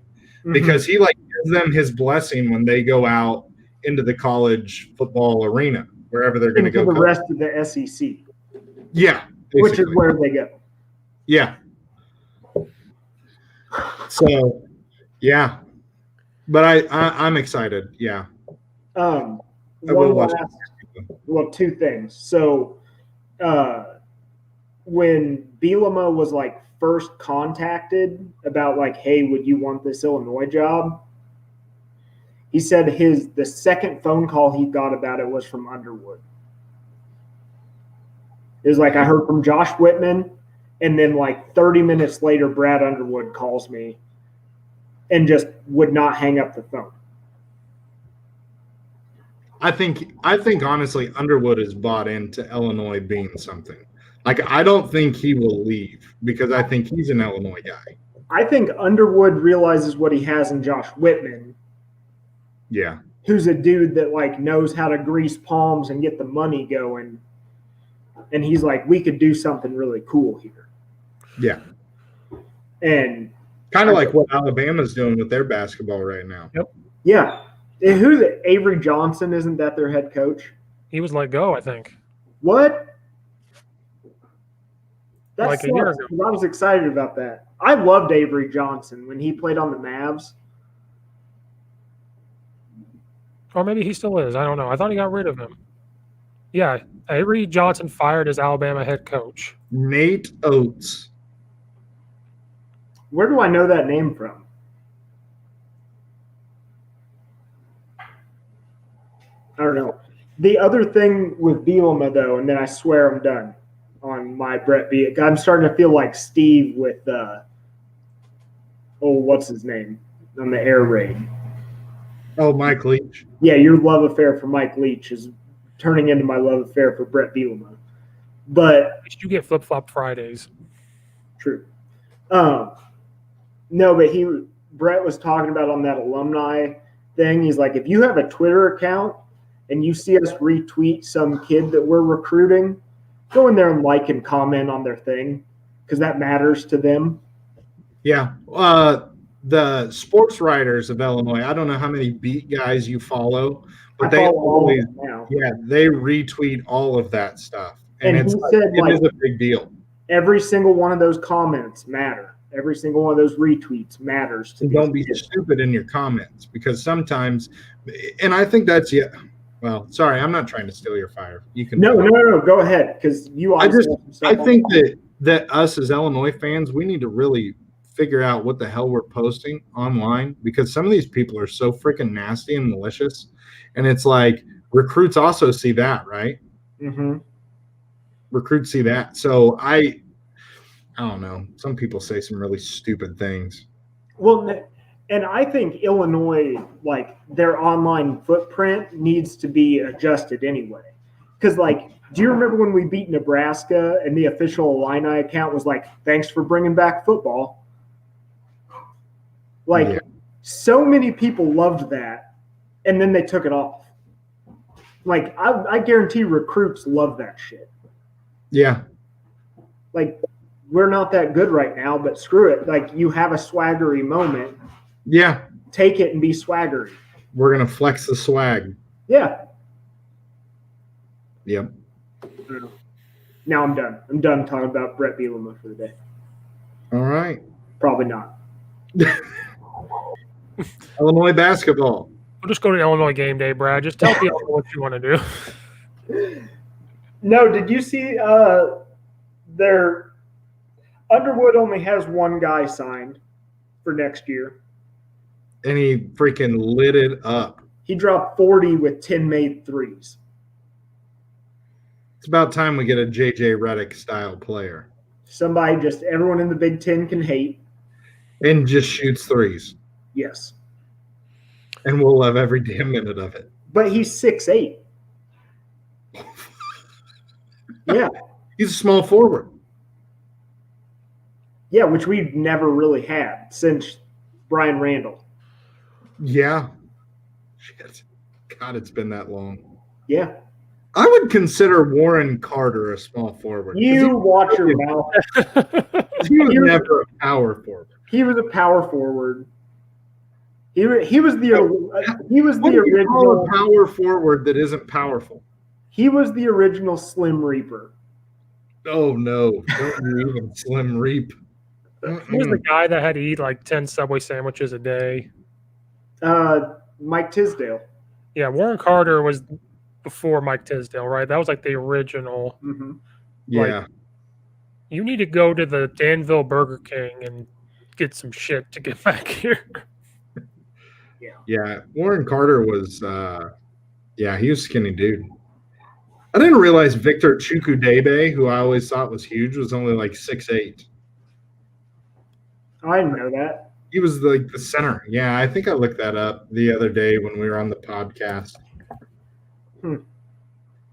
Yeah, it's what college basketball does that a lot. Like I always think Michigan State has a big guy, but Michigan State centers are always 6'8". Yeah, 6'7" was Victor Chukudebe, and he was the center for us. Makes sense. And when you're getting old, you search Victor Chukudebe, and it takes you to his LinkedIn account. You can't even find sports stuff on him anymore. Here's LinkedIn. But Yeah. Oh, God. What?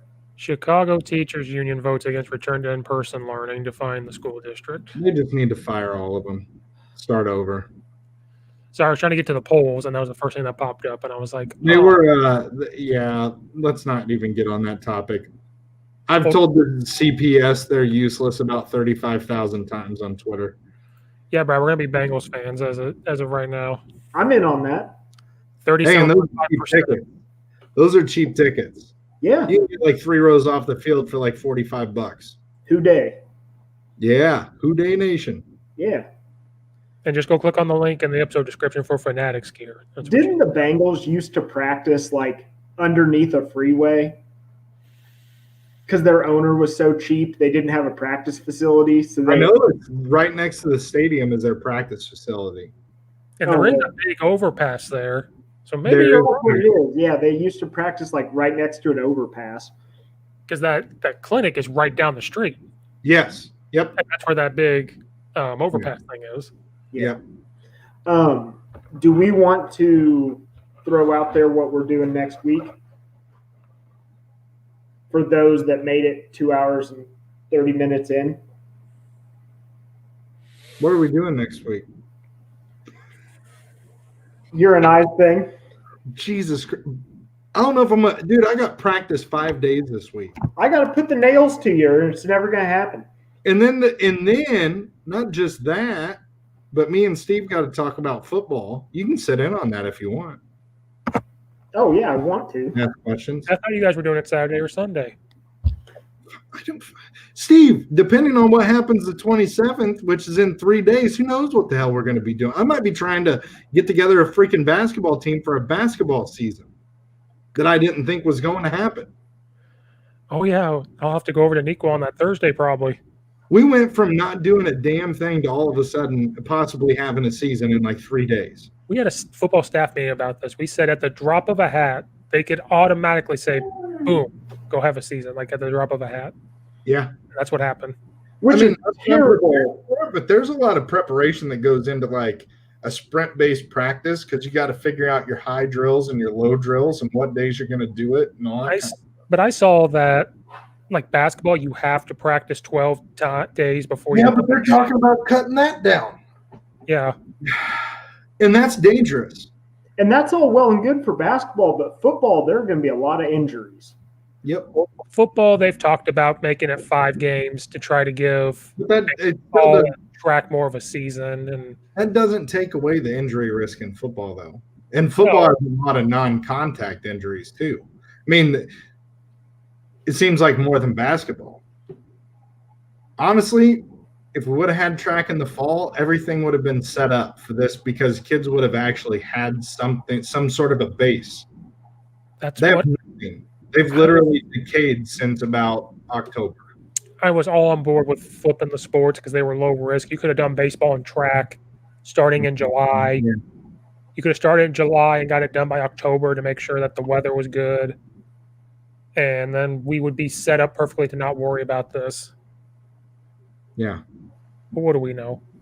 I only coach O-line. What do I know? Yeah, we know nothing, Steve, in the almighty wet fart sneeze. But all right. We So can- yeah, hopefully, I mean, honestly, next week I can probably get something that it's just going to be, I don't even know what's going to happen on the 27th because obviously you start to hear things and I mean, we might be playing games the next week. Yeah. I think it'll be that fast, but Because you told me the 30th or 31st, and I don't remember which one.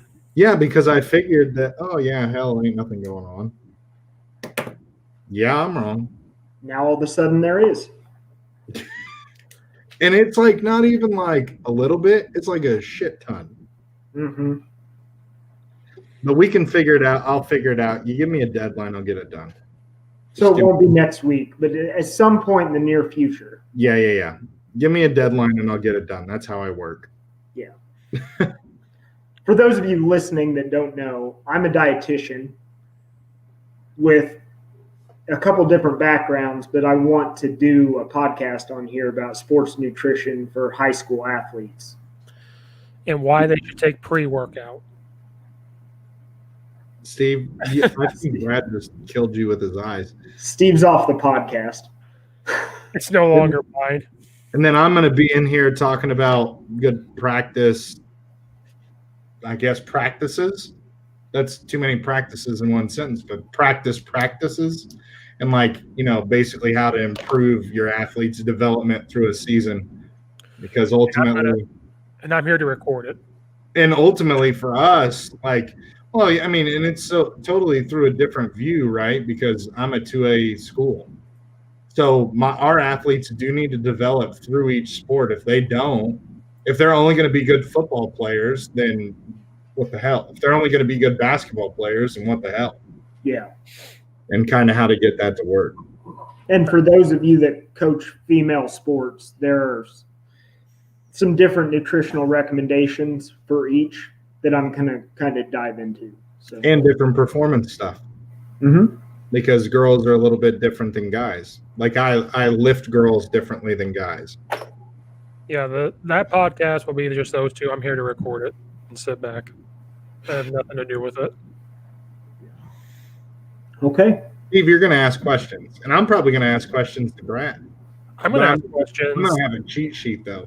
And honestly, I'll ask questions back about the performance stuff because just in my own experience, I have some questions about overtraining. Yeah. That I'll have questions because I'm going to play devil's advocate for Brad. Like early, like before, I said, well, what about this? Like we were talking about putting on weight, and I have good questions about that because I've been around 5 high schools for football, and I'm about to be at another high school for basketball. So I'll be at 6 high schools. Like I've been around some things. Yeah. Well, one of those you include Oakwood, so I guess I can take that off. We all know what that is. Well, no, I think it'll be interesting because you two bring a coach's perspective to the whole thing, whereas I come at it from the side of a former athlete, former college athlete, if you want to call me that. But also, I'm a medical professional that deals specifically with a lot of these problems. Yeah. So, it has changed my viewpoint on it because as a coach, you look at this person for the 4 years that you're in contact with them. But really, you should be looking at them for setting them up to succeed for the rest of their lives. And everything I always hear coaches say is that's what we do. But then when you're not following through with what you do, what you're saying, then it starts to bother me a little bit. I mean, I think talk about budgeting because it's hard for us to know all of that as coaches and then not have it's hard. Yeah, because ultimately, if your scope, so as coaches, we only know our scope, right? And then it just so happens that we basically all grew up in the same little small ass town. And Steve's went out and experienced things, and I've done the small school thing, the small thing. Then you've went off and became a dietitian. Not every football coach knows a dietitian that loves sports. True. And so that's another thing is bringing that education through the view of us, because obviously we're going to have like questions where it's like, we can talk about football shit in a really fancy language, right? Like dart and all that stuff. But to you, what does dart mean? Actually, to me, what did dart mean? But then when he said ISO, I know exactly what that means. And so like for you, it's just like, well, this is just what it is. This is what it is in the nutrition field. But then you have me and Steve here that can be like, let's like water it down here, still understand the concept, but simplify the language kind of thing. I think it's important. Right. And then I'm going to come from a football side. Like when you hire assistant coaches, you probably want to delegate. Like you're going to go be the strength guy because that's what you know. How often can you hire a football coach that knows dietitian stuff? Probably not much. Never. That's why they have dietitians in college. Right. But like in high school, we can't afford to go pay a dietitian to come in. And especially now with COVID, there is no budget. There is no fundraising right now. And so it's hard to be like, to look at a football coach and say, I want you to go figure this out. And you're going to be in charge of this. That you can't do that. So that's where the tough part comes in. And I'm going to discuss this a little bit down the road, but it's a hell of a lot cheaper than you think. So when I was in clinical, we would do community outreach for free. Oh, shit. And so if you get in touch with a local hospital that just wants some good publicity, there's a good chance they'll send their dietitian out there to talk to your sports teams. Now, whether or not that dietitian knows enough about sports nutrition, that's the other side of it. But I'm going to give some names of some people that on that podcast. This is me trying to like reel people in a little bit because I know it's not the most exciting thing, but I promise you it is important. I'll be, and so that's my next thing is well, I mean, we can talk about all this shit later. So we're like talking about the structure and stuff of it, but yeah, I mean, I think it's just important, like not everything, well, what you're going to say is pretty well as good as gold, but obviously, you know, people just looking for different ideas and stuff. You know, I just got done working with a kid whose dad's a head coach somewhere, and he recorded everything we did and was asking a lot of whys. And I would have just thought, well, that's just assumed. Like, I just didn't even think about it. But for them, it was like this next thing that they had never seen before. And so, there is no absolute in coaching. There's 1,000 different ways to do something to get a result. But I think it's also important, like I'm starting to now look at the long game of things. How do I keep seeing the improvement that I'm seeing in the long term? It's easy to get strength gains in 6 months. And actually, over about 6 to 8 months is kind of that window. You can do whatever you want, and you're going to gain strength. But it's after that 8 months, what am I doing to get constant gains? And we all plateau. And if you look at like high school sports, I mean, Steve, you can attest to this. There isn't many sports that work together, that put together a plan to advance athletics throughout their seasons. It's about their season, right? And we forget about the base stuff. And so I think that's really important to understand, like the longevity of our athletes. They have 4 years to do 3 sports, basically, unless your school has like a double sport thing. And I think of a lot of guys only focus on the scope of their sport. But if you could expand that scope and then encompass, hey, this is going to make you better for your next sport, which is what I've kind of done with all my recruiting pitches for my sports. You get a lot more kids out and they buy into your stuff a lot faster. Yeah, this is like a preview for that podcast. It won't be live. It'll just be recorded. This is like a small. Yeah, and we're just winging it right now because I didn't even know this was going to get brought up. Yeah, so I just wanted to like get it out there because I know, want people to listen to it. So yeah, and I think it's important. I know our guys will listen to it. Yeah. And I think it's also kind of important for like Steve, for like people who don't know who you are. I think that's kind of it, like at Neuqua Valley. These kind of things allow people to kind of understand you, right? Like when you can talk about that, it's like, well, my daughter's going to be a freshman and it's this guy coach, but I know nothing about him. Watch this and you're going to understand that this is the long game. This is the stuff that I'm not going to explain to you on the phone, but this is something that you can watch to understand where my method of my madness is. Yeah, I'm the guy in the blue shirt who knows nothing. I'm the idiot that knows nothing. No, but there's something to be said for knowing that you don't know. Yeah.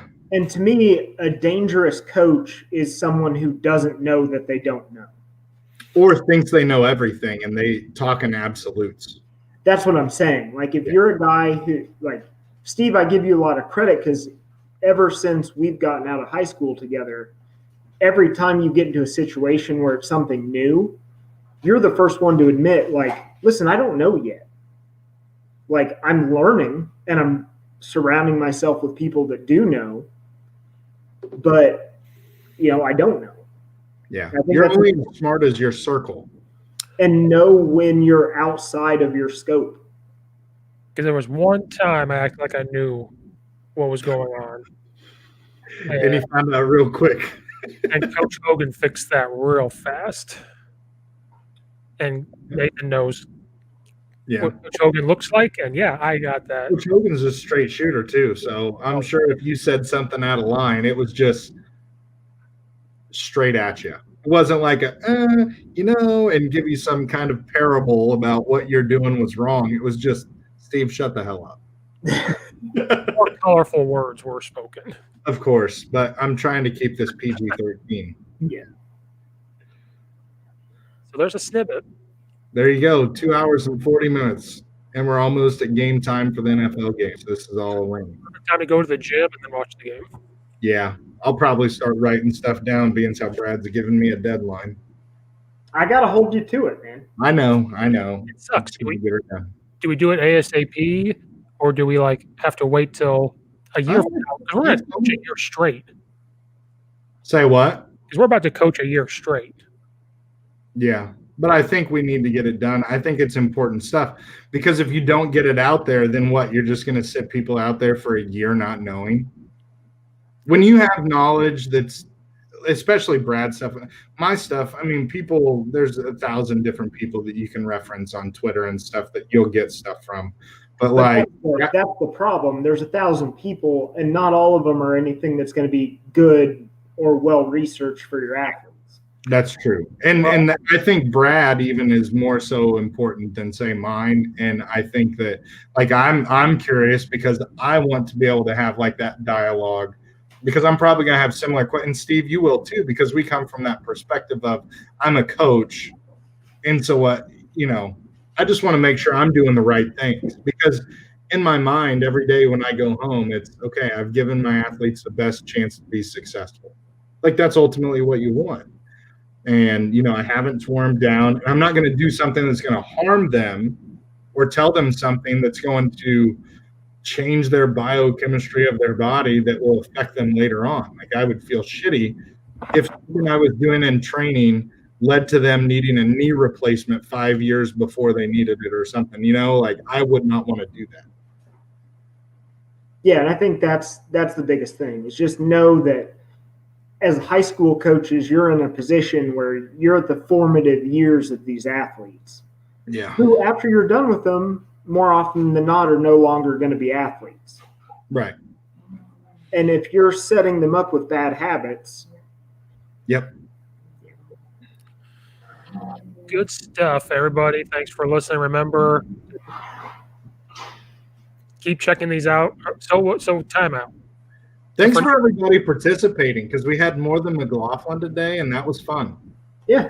So before I stop recording, so just in case people listen this far, we were gonna record that next weekend, like the 30th or 31st. We are going to push that, right?